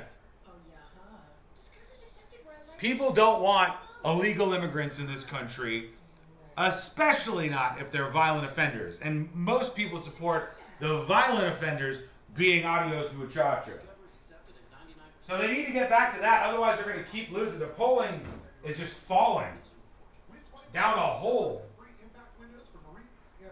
You got to win the independents back. They're not doing that. February 2025 Nielsen Report. Win $25,000 in free impact windows from Maurice Windows. Text TRUST to 20129. Coming to you live from the JustCallMo.com studios. Accidents happen, but Mo's here to help. Injured on the go? Just call Mo. Visit JustCallMo.com or call 1-800-CALL-MO. This is WTKS-FM HD1 Cocoa Beach, Orlando, an iHeart radio station. Guaranteed human. Real Radio has your chance to win $1,000. Just enter this nationwide keyword on our website. Bank. B-A-N-K. Bank. Enter it now at realradio.fm and answer your phone if you get the call. Good luck. Real, no proof or no. Radio, 104.1. Where common sense meets complete nonsense. This is the News Junk.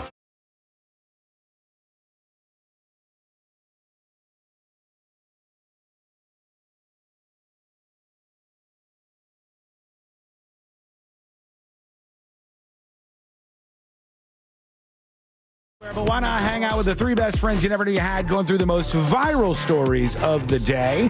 Learn more about the show. You could do that by going to the website, which is thenewsjunkie.com. Thank you for hanging out with us today. Thanks for being here. Lots to get into in the final hour of the show. Sealand said, was it somebody that had participated in this other giveaway? Chick-fil-A is doing Chick-fil-A is doing the Golden Cup giveaway. If you get one of the 3,000 cups, you get free Chick-fil-A for a year. But when we checked into it, you only get one visit and one meal per week. And they're banking on it. I think they said they give you like 52 free entree coupons. So you could stretch them out to one a week, or you cod just have a real bang-up 52 days and then pick it up at the end, So you just get 52 coupons, which would be one per week. And then Sealand said somebody was participating in, it was a pizza place, right? Yeah. That did this? Somebody said, I remember years ago when a Cece's Pizza opened in Davenport, Florida, the first 100 people in line got free pizza for a year. We didn't know it was one time a month, and I was fourth in line. I was so pissed. Damn. Oh, man. Once a month at Cece's ain't cutting it. That's not going to do it. No. I don't think that's enough. All right, let's get into the Savannah Guthrie. Her mother has been apparently kidnapped. There are ransom letters that are making the rounds. We are not sure if they are real or not. We got the local sheriff, who is like this local yokel, Keystone Cop style, seems like he's in way over his head. The reporters are going up to Nancy Guthrie's house, the mother of Savannah Guthrie, and at her house, they're finding there's no cops there anymore, and there's blood all over the place. Like, it doesn't even seem like the scene was locked down and cleaned up right. There's theories galore about where she is.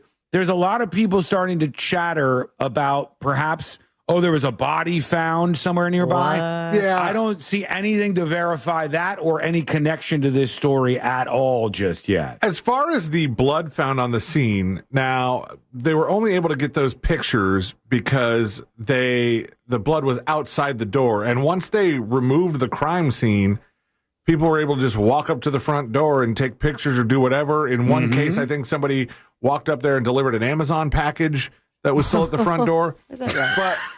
But they got a job to do, I guess. It's awkward. I don't think that I don't think it's on the cops or the investigators to clean up blood at the scene.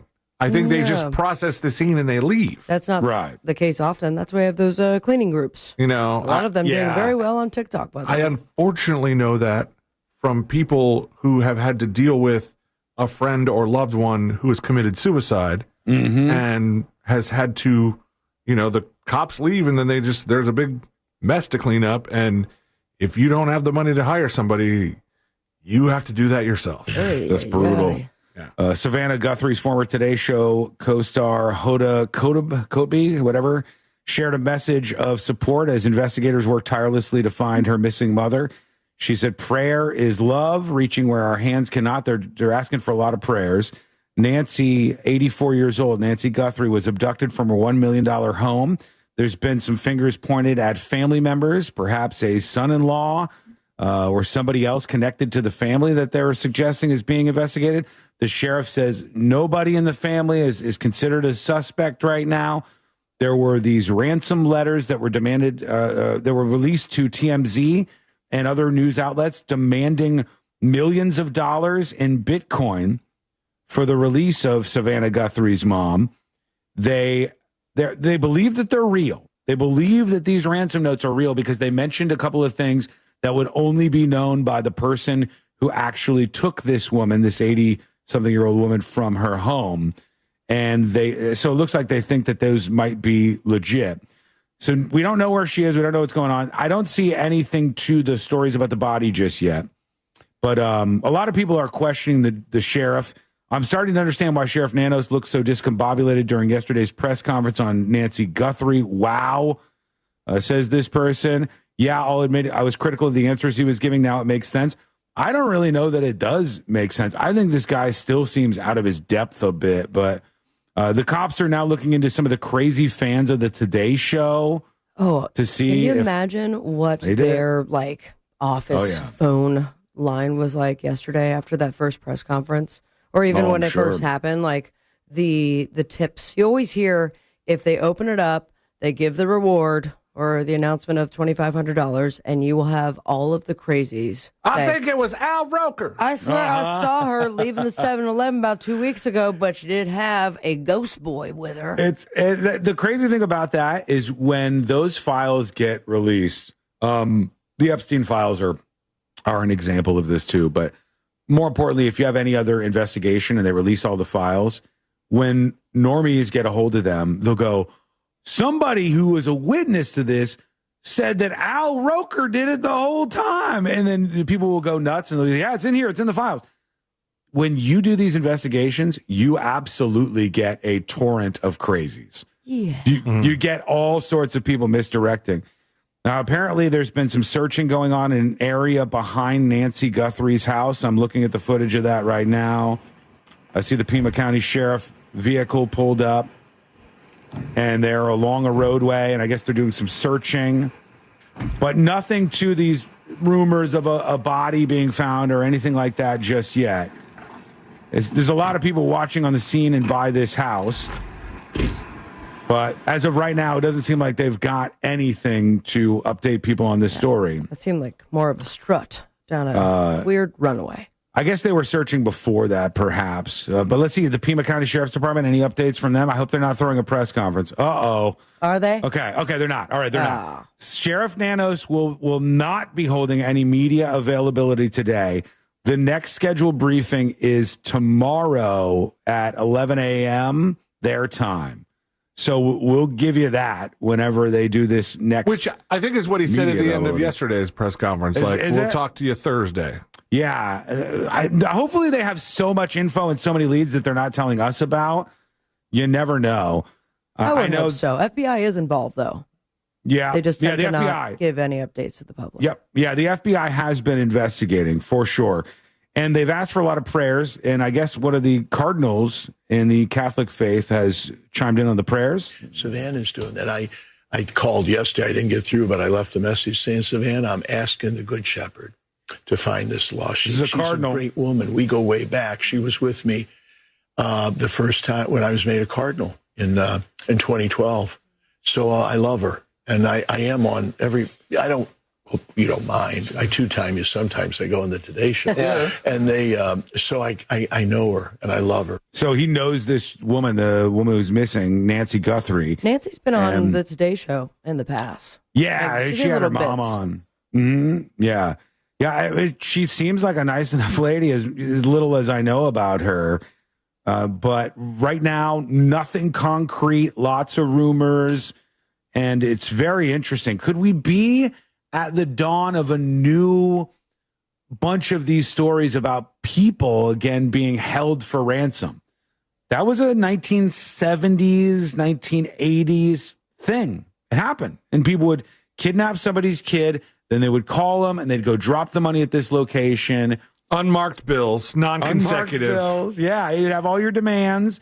And no back ink in the packs, day, now that they're demanding Bitcoin, it's kind of different. It's kind of now everything is different, right? Because for a while, people stopped doing it. People stopped robbing banks like they used to back in the day. Banks used to get robbed all the time. Now it's mostly online robberies that take place for banks. But in this case, if you can take an old woman, take her out of her house in the middle of the night, you demand from her rich daughter who's on television millions of dollars in Bitcoin. If they put the millions of dollars in this Bitcoin account, then you just randomly release the old lady wherever you're holding her, and you guys flee as the old lady goes into civilization and eventually hopefully gets found by somebody, and then they never catch the person. It's technology from Bitcoin and the blockchain that's making this possible again. Right. For real. That's weird. It's very, very strange. There's a lot of strange things happening. And we're just in the beginning of it. What's going to happen in 5 years? Tell me if this is real on Polymarket. Are they actually betting on... No, they're not. Will Jesus Christ return before next year? Nancy Guthrie stuff like that. They might. Check. Let's look. Are they betting on Polymarket for stuff like that? This says, will Jesus Christ return before 2027? You never know. What are the odds?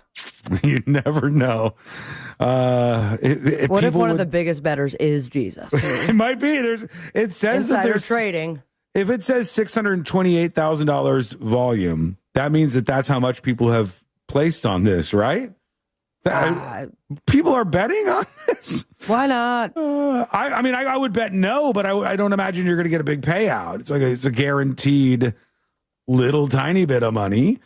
but the chances went up to 4% over the last day or so. So I don't know if they do the different things like missing people. That seems kind of dark, right? No, let's see. Guthrie. Yeah, see if there's anything on the Guthrie thing. It's dark, Because- but would not be surprising. Come on. Yeah, I wouldn't be blown away. But, I mean, they do have you bet on real world things. Is there going to be a bombing of Iran? Is there going to be this? Is there going to be that? Which movie is going to have the biggest opening weekend? But not... Jesus coming back. Not that. Is the Jesus thing real? Because they posted it on their official account. It really is? Yes.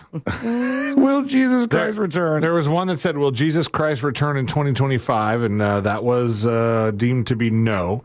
And now it's before 2027. Someone put a second mortgage on their house for sure, thinking Jesus be back in 2025. They should do one that says, will Grand Theft Auto come out first or will Jesus Christ return? Not a safe bet. Which one of the two of those is going to happen? Another update on a story we've been following. I posted this yesterday. I said, absolutely wild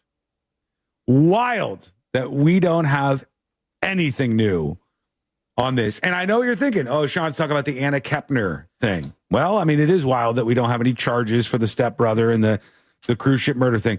But the story I'm talking about is that person that went into the Disney Springs restaurant Paddlefish and was wearing like a scuba type outfit and had all their body covered and robbed the place of $20,000.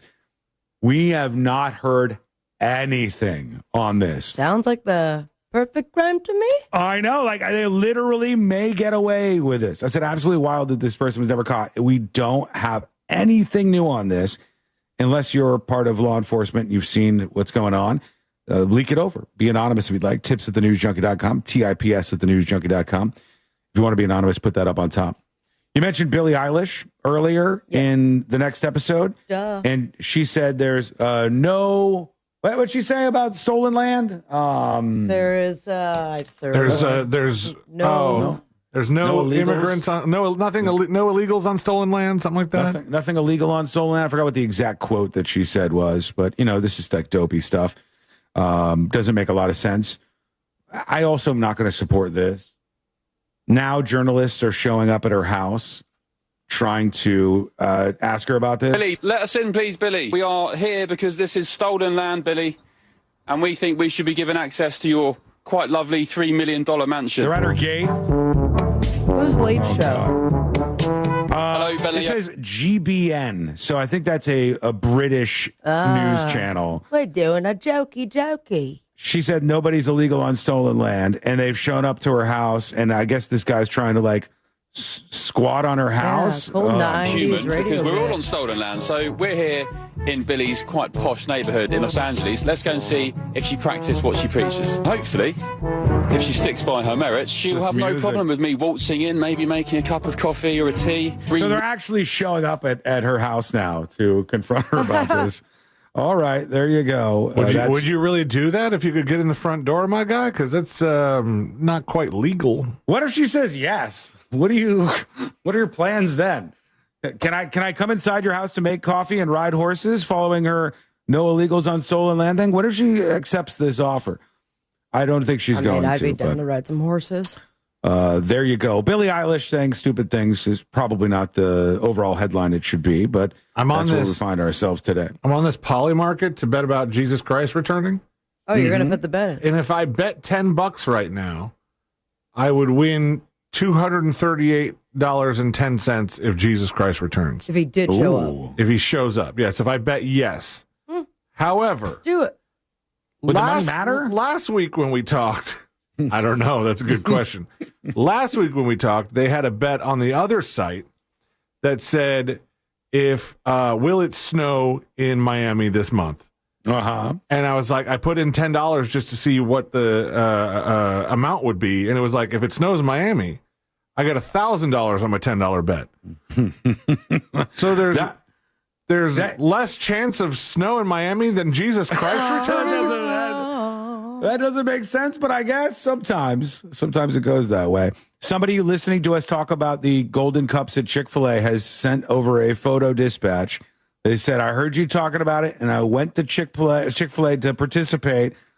Unfortunately, they just got one of the white cups was all they got. Damn it. And not Filled one of the with nothing. 3,000 gold ones. Filled with nothing. No, right. Not even soda. You can't even fill it up with soda, Insane. unfortunately. Okay, we're going to take a quick break right here. When we come back, we'll get to some other stories that we've been discussing and some updates on some of the bigger tales. I got to get into some clips here that I've gathered for the day, including this Amazon driver that freaks out. A lot of people have been talking about this. I'll play the clip for you. That is coming up next on the News Junkie. Real Radio is on Facebook at Real Radio 1041. Sponsored by the law offices of Anajar and Levine Accident Attorneys. Call the law offices of Anajar and Levine at 1-800-747-FREE. That's 1-800-747-3733. Yeah, County Road 561 north. Hello. Southbound lanes are blocked. Breaking news. Into any accidents slowing you down, although after I was wondering if this would come down the pipeline. Some interesting breaking news. Through that Lake Buena Vista area, expect delays in both directions. See traffic. President Trump telling NBC News that he believes his administration could use a softer touch on its immigration enforcement operations after federal agents shot and killed 2 U.S. citizens last month in Minneapolis. So the president's saying they're going to use a softer touch on immigration. I wonder if they'll pull back, like I said, focus on cities that want them to participate, and focus on people who are in this country illegally and have committed another crime to gain back the popularity that it had. Some of this stuff is popular, folks, whether you agree with it or not. It's popular. You know what else is popular? Voter ID for elections. Some of you are probably against it. I don't know why. But if you could focus on things that are popular with independents, well, maybe Trump can bring his approval numbers up out of the gutter. But right now, they're not doing so hot. Visit onefirmforlife.com today for your free consultation. Any good weekend plans? Oh, I'm going on a weekend cruise on MSC Cruises. Can we deport anti-Americans and welcome in pro-American immigrants? Please. I would love that. Yeah, I mean, there are a lot of really dumb America bad people that I would like to jettison out of this country to their country of choice. You could ask them, what country do you think is superior? And then we'll jettison them out onto that country. And then some of these immigrants, places like Mexico and Central America and other places, where they come into this country and they love America. They become the most patriotic Americans you ever see in your life. And it's weird. When you look at some of these protests, the thing I see less than anything else at a lot of these anti-Trump protests, the thing that is harder to find than Waldo in a book on the first day when your eyes aren't doing well, is an American flag. You will see more Palestinian flags, Ukrainian flags, Mexican flags than you can shake a stick at. But you aren't going to encounter as many American flags as one might want. But I've seen, I got a bunch of people down the street. Some Mexican families that live down the street. They got the biggest damn American flag in the whole neighborhood. They love America. I think people should appreciate this country.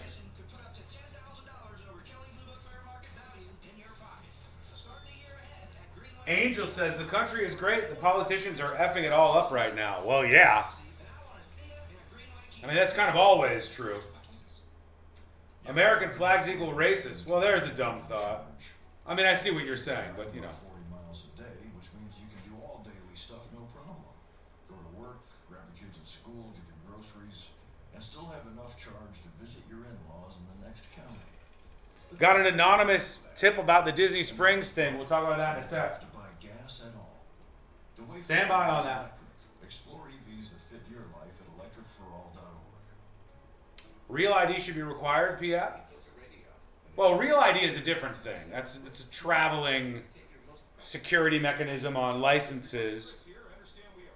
And it should be everywhere. But in my case, I'm talking about providing photo ID at voting places. And I know that people will say, well, Sean, there's not a lot of voter fraud that happens. Well, that can be true.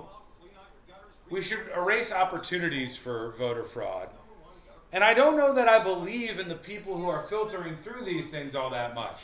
I have seen multiple stories of police departments learning that their police officers were in this country illegally with orders for deportation. Illegal immigrants with social security numbers, driver's license, birth certificates, all fake.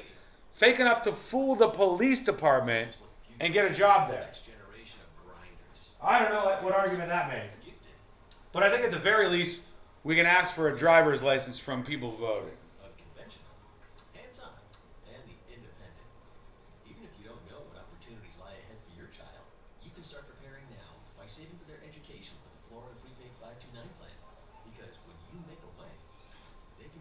Better than assaulting the Capitol Police with the American flag? Well, not all uses of the American flag are good. And by the way, I jettisoned some of those folks out of the United States too.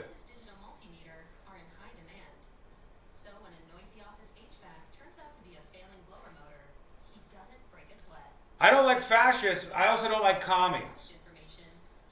You know what I mean? I'll be that guy. I don't like fascists or commies. I think that they're both bad. And I don't think this is a both sides thing.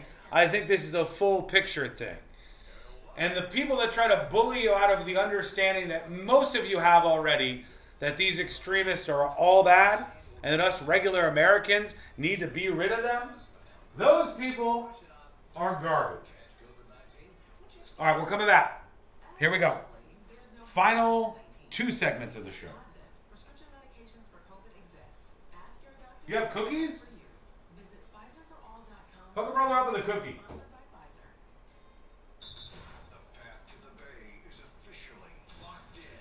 Anonymous on the Disney Springs case.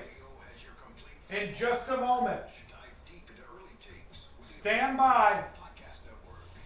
Rematch of New England and Seattle. And iHeartRadio has your complete football coverage. Dive deep into early takes with the official NFL Podcast Network. Welcome to NFL Daily. And go live with Fox Sports Radio to join the conversation. The 2 best road teams in the NFL. Plus, iHeart is the home of the Super Bowl 60 tailgate concert presented by NetApp. Just open the iHeartRadio app and search NFL to dive in.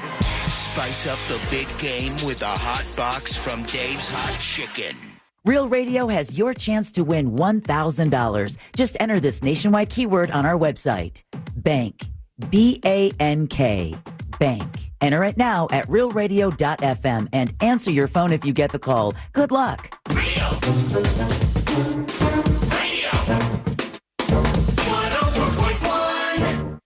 Send him your tips and your deepest, darkest secrets. Email tips at the...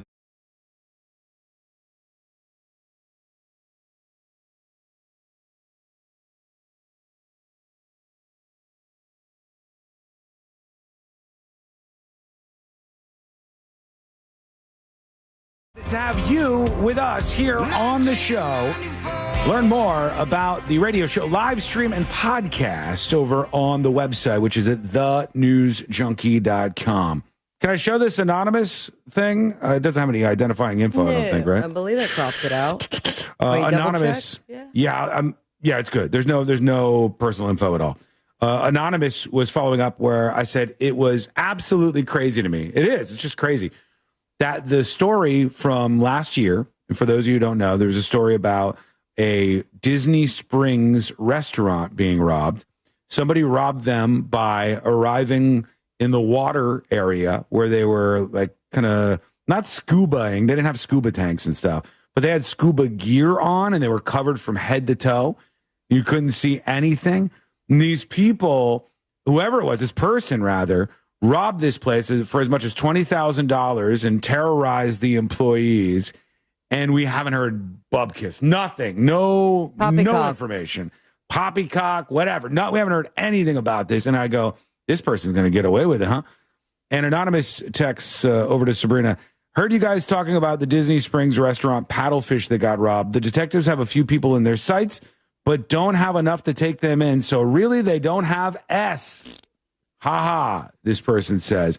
Yeah, I don't know. I don't know if he's ha-haing at they or she, who knows, at the detectives, but it is interesting. And that, I feel like, is not crazy that some detectives can see all the stuff in the horizon, but legally speaking, in the justice system, if you don't have solid evidence, then there's no point, right? There's nothing you can do. Which is so frustrating. What do they got? All they have is, I think they said like the person's voice sounded possibly Hispanic, or there's no DNA evidence. There was no DNA. The person was covered head to toe. There's no witnesses to identify them.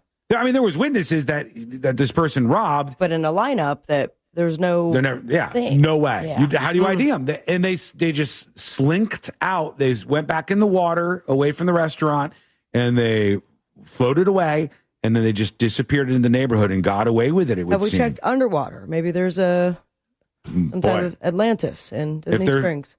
They're still under there. That's going to be very, very tough. But big tank, big scuba tank. A possibility, I guess. All right, let's see what else we have. A couple of things on the way out here in the power hour of the show. Oh, Bill Gates was mentioned in the Epstein files in the latest round, and he's been fighting back against that. He's upset. So is his ex-wife. I saw that. Melinda had been on some maybe podcast, or maybe it was just some interview show where she was like, he and all the others are going to need to answer for this. And she kind of distanced herself from that. He was living such a chill life, too. Bill Gates, super rich guy, incredibly successful man in the business world, breakthroughs in computers. Computers would not be what they are now without Bill Gates. But he, like a lot of other people, saw this rich financier wrapped up in the world of politics and donations, and he got sucked into the Epstein vortex, too. Because he wanted donations. He wanted, his claim is that he wanted Epstein to link him up with a bunch more rich guys that can donate to like his charitable causes. Yeah, of which he has a bunch. But here he is talking about this after the Epstein files, the latest round. To a lot of very rich people, and he was saying he could get them to give money to global health.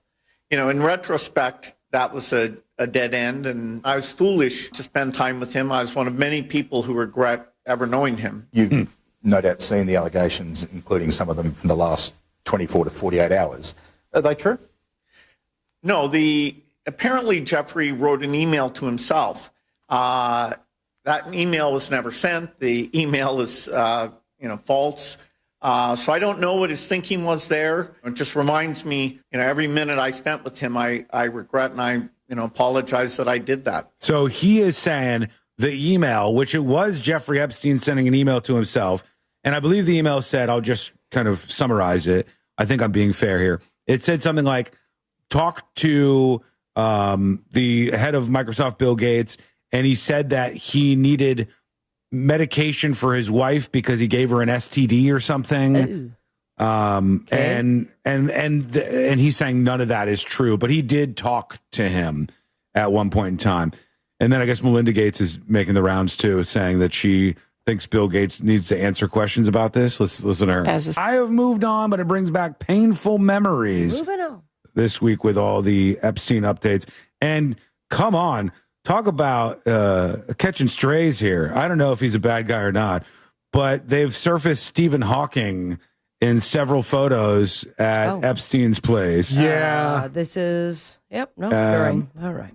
Yeah, the Epstein. All right, here is Stephen Hawking in his wheelchair. Wants to sit on my lap. And he's got a couple people around him here. And I don't know if this is sent from him or not. It says, the girls read my address book. No kidding. One girl said she had sex with my friend Stephen Hawking. And then somebody responded, doesn't make her a bad person. Then we have, let me know when we can talk. Somebody said something about now. Oh, this is the same thing, just in text message format. And then there's Stephen Hawking hanging out with some ladies in bikinis. Everything looks guilty because it's just in with the file. So this could be like the most, it could be like so innocent, or it could be actually just bad. Relaxing on the beach. I don't know. Like, I want the bad guys rounded up and hung, and I want them thrown under the jail afterwards. Is there something to say that, someone did carry him and put them on the chair? In that case, yes. Yeah, he was placed on a. He looks happy. Some kind of sun deck chair there, but I want the bad guys rounded up and hanged, for God's sake, who did this stuff, who were violating these young women. But that hasn't happened. We haven't seen anybody charged. We haven't seen anything else going on. We haven't seen this expose anything, other than it seems like every time the files open up and more are dumped in, this side locks in and says, the other guys are bad. And this side locks in and says, no, the other guys are bad. And then that's just more of what we get. Nobody actually gets arrested or anything, which is kind of crazy. There's kind of disheartening. There's one I've seen people posting about. And have you read a lot of these emails? Like there's so from many Gmail and stuff. Only a little bit. There's just so many. Have you noticed that in the translation or the download from his various email accounts, that however they've been parsing them, they're throwing in equal signs everywhere? Mm-hmm. Have you noticed that? No. Like if you read these emails as they're pictured, they look like somebody's just really bad at typing because they're just random equal signs thrown in everywhere instead of certain characters. Was he, or is this some kind of like code or something? So a lot of people are saying, I think this is code. This is all part of their secret language. And no, it's some... But the equal sign is right next to backspace if you're on a keyboard, right? Yeah, but that's not what it's about. It's some flaw in the software that's been pulling all this stuff and parsing it out and making it legible for the files. And so just all these equal signs have been thrown in everywhere. Even places where it wouldn't be a typo. Like there was an equal sign in the sent from my iPhone, and it'd be sent from equal sign Y iPhone. And the point that I'm making about this is there's one where it's in a space where it's like you really want to know if that equal sign is supposed to be a different character or something else, because one of the emails that was to jeevacation@gmail.com, and it doesn't have the person who sent it. It says best regards, but there's no name after it. And it just reads, new Brazilian just arrived, comma, sexy and cute, comma, equal sign 9YO. Now, that could be 19 years old, or that could have been a space there and just 9 years old. And one is very different. Yeah. Extremely different from the other. One is very, very different. Or it could have been a less than sign. It could be even worse. Oh, okay. Dan on YouTube says it's because the Trump Justice Department isn't charging anyone. Well, literally from these files, anybody could be charged by any jurisdiction that would have the ability to charge them. But we haven't seen a single person charged with anything. We haven't even seen some of the people who are in this be fired. There's a CBS journalist who's still hanging on. And he's chummy, buddy with people. Michael Wolff, the journalist, is trying to make this all about Trump being against him, when you look into the Epstein files, he clearly was buddy like Steve Bannon was with Jeffrey Epstein. So, like, the people who literally were pals with this guy are skating. And the people who were, if there was anybody committing any crimes that are evidence in this, I haven't seen anything happen as a result. So no for one's me, I'm getting like, charged. No what's one happening? is, even if they're getting charged, this is an opportunity to say, hey, we won't throw you in jail for the rest of your life if you give more information. No one is talking. Yeah, but nobody is even being charged. Not a single person. Why not charge one person who has more information?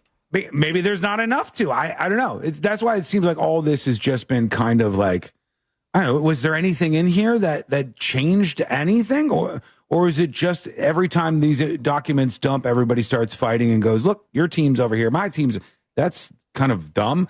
To me, this is about young women whose lives were ruined because of these disgusting predators who took great advantage of them in their financial situation. And zero justice in the horizon for them. And you got one person who went to jail, Epstein, and then offed himself, even though everybody knew he was going to try to do this. And then you have Ghislaine, who is still behind bars, but that's it. Those are the only people, really, that, I mean, generally speaking, at least, that have been attached to this. All right, when we come back, we'll do the final dispatches, stories that didn't make the cut, and together to wrap everything up for a Wednesday. That is coming up next on the News Junkie. Real Music Weekends, our classic alternative.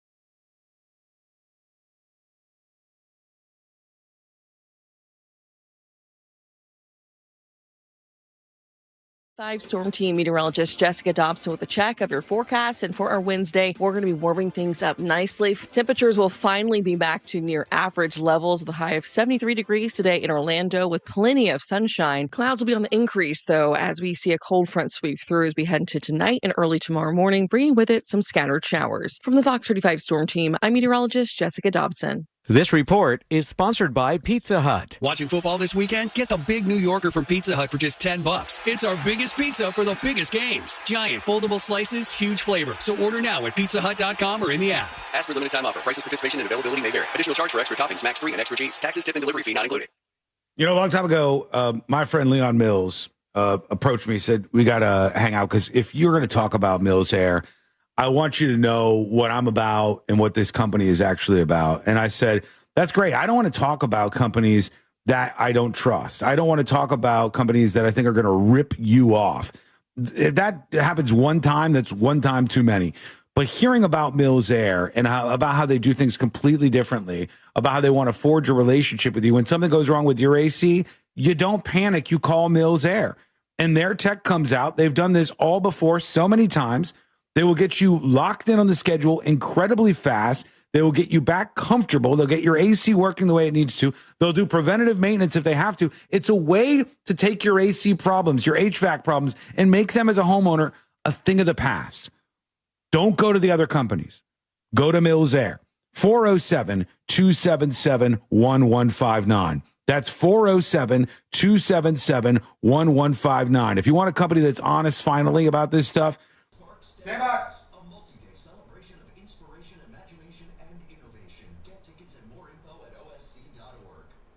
It is time for you to rate the show. Rate the show out of 10. 10 out of 10 is a real winner. A humdinger.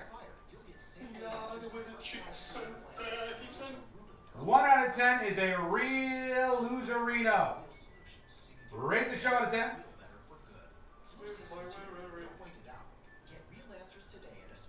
Stand by.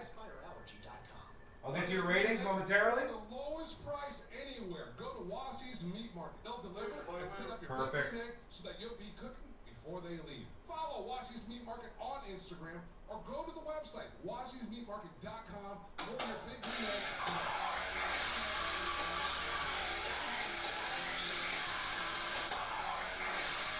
Across the country. We see it every day. If you 12. get in a car accident, call us. Dial pound law or visit forthepeople.com for an office near you. Planet Fitness has everything you need to get stronger just around the corner. So you can give everything you... Something's going on with my specify length on the pause, so just add 5 seconds. Okay. That Okay. 24 hours. Save when you join for just one... Celine, any curse words in Deftones My Own Summer? We're all strong on this planet. Join the club today and get your first month free. Just $1 down, $15 a month. No commitment. Deal ends Friday, February 13th. See club for details. Thank you for all those great ratings. You're all chatter of the day. Wellness is all about movement, connection, and fun. No matter your skill level. Whether you've never picked up a... Nope. Okay, good. Thank you. 10 out of 10 gold cups, baby. 10 out of 10 microwave Nidos. That was a first for me today. I had not heard of one of those. 8.9 out of 10 clandestine biolabs. 9 out of 10. 10 out of 10 for a hump day. 8 out of 10 iguana tacos. And you all did it. Yes, indeed. I'll be right back. No hidden costs, no upfront fees, just dedicated, hardworking lawyers when you need them the most. Why wait? If you're injured on the go, visit justcallmo.com or give us a call at 1-800-CALL-MO. It's that easy. Hey everybody, Jim Culver here. I think we can all agree that plumbing issues are the worst, and it's always great to have a seasoned professional ready to go. Told you I'd be back. I'm back, baby. 10 out of 10 Sean P breaks. Nice. 90 seconds. Big show coming up tomorrow. And then we got a secret show. Then we got Friday's show. And then we got a bonus stream. We're going to figure out at some point what's going on with this missing person. We're going to find out if we get any more updates on a bunch of the other stories we've been talking about. Very interesting.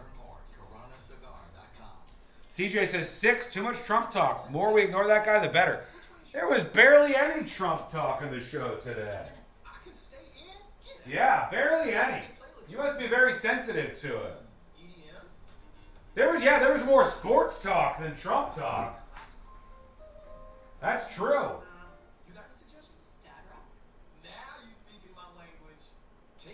All right, here we go, folks. Stay gold. Have a great day. Nah. You got any suggestions? Dad Rock? Now you speaking my language. Take 5. The stay in your car 10-minute oil change. It all comes down to this, folks. Yep, the entire season is on the line. But my throat has officially thrown in the towel. Sounds like you need Vicks VapoCool drops. They're max strength and vaporize sore throat pain. Whoa! These VapoCool drops hit fast. Speaking of fast, did you just see that play? Yeah, he vaporized that ball. That pun should have come with a penalty. Vaporize sore throat pain with Vicks VapoCool drops. Use as directed. Score major deals on top brands at Mattress Firm's President's Day sale. Find your dream mattress today. Their sleep experts are highly trained to find the right one to fit your unique needs. They make sleep easy. Radio 104.1.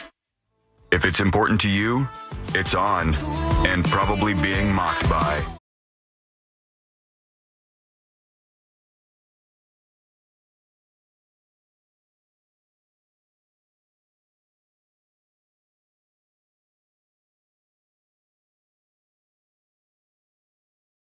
Final dispatches and all that on the way. I have another short video for those of you who watch them on Facebook, Instagram, TikTok, or YouTube Shorts. Make sure you give it a watch, give it a like, give it a share, all that good stuff to spread the word. I appreciate that much. Final dispatches, stories that didn't make the cut. And today I learned to wrap everything up for a Wednesday here on the show. Let's see what we got on the way out. Things have calmed down quite a bit in Minnesota with all of the ice drama there. And the border czar, Tom Homan, was talking about that today. Here's one of his statements that's making the rounds. Given this increase in unprecedented collaboration, and as a result of the need for less law enforcement officers to do this work in a safer environment, I have announced effective immediately, we will draw down 700 people effective today. All right. So he said because local law enforcement, I guess, is working with them more than they were before, they're going to draw down some of the federal officers who were in Minneapolis for this particular operation. I saw Trump just moments ago who said, let me bring the actual quote up so I don't screw it up. He said that they were going to try to change their tact on the immigration stuff and go with I think his quote was a softer hand, softer touch. President Trump tells NBC News he believes his administration could use a softer touch in its immigration enforcement operations after federal agents shot and killed 2 U.S. citizens last month in Minneapolis. So they're turning the heat down on all of that. There were these videos of people blocking traffic and like going into neighborhoods and setting up their own roadblocks, these anti-ICE people.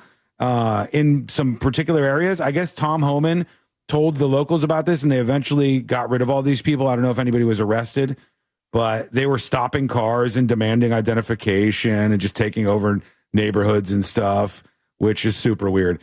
And they are not doing it anymore, I guess, according to this. Tips at thenewsjunkie.com. A couple of things on the way out. This person, Rachel, says, in response to the story of students protesting during school, I would like to speak to this as a parent and fellow Gen Xer. Fellow Gen Xer to whom? The world is a completely different place than it was when I was a teen. Unfortunately, with technology, our children cannot escape the onslaught of awfulness in the world. Well, let's get them off it then. And I agree. If that's the case, well, let's get them off it. Let's keep them off of the social media platforms. If there's just an onslaught of awfulness. If you don't have children, there may be some things that you haven't considered. I do. My husband and I have always included our children in world events discussions. We enjoy getting the viewpoint from a generation that has this access.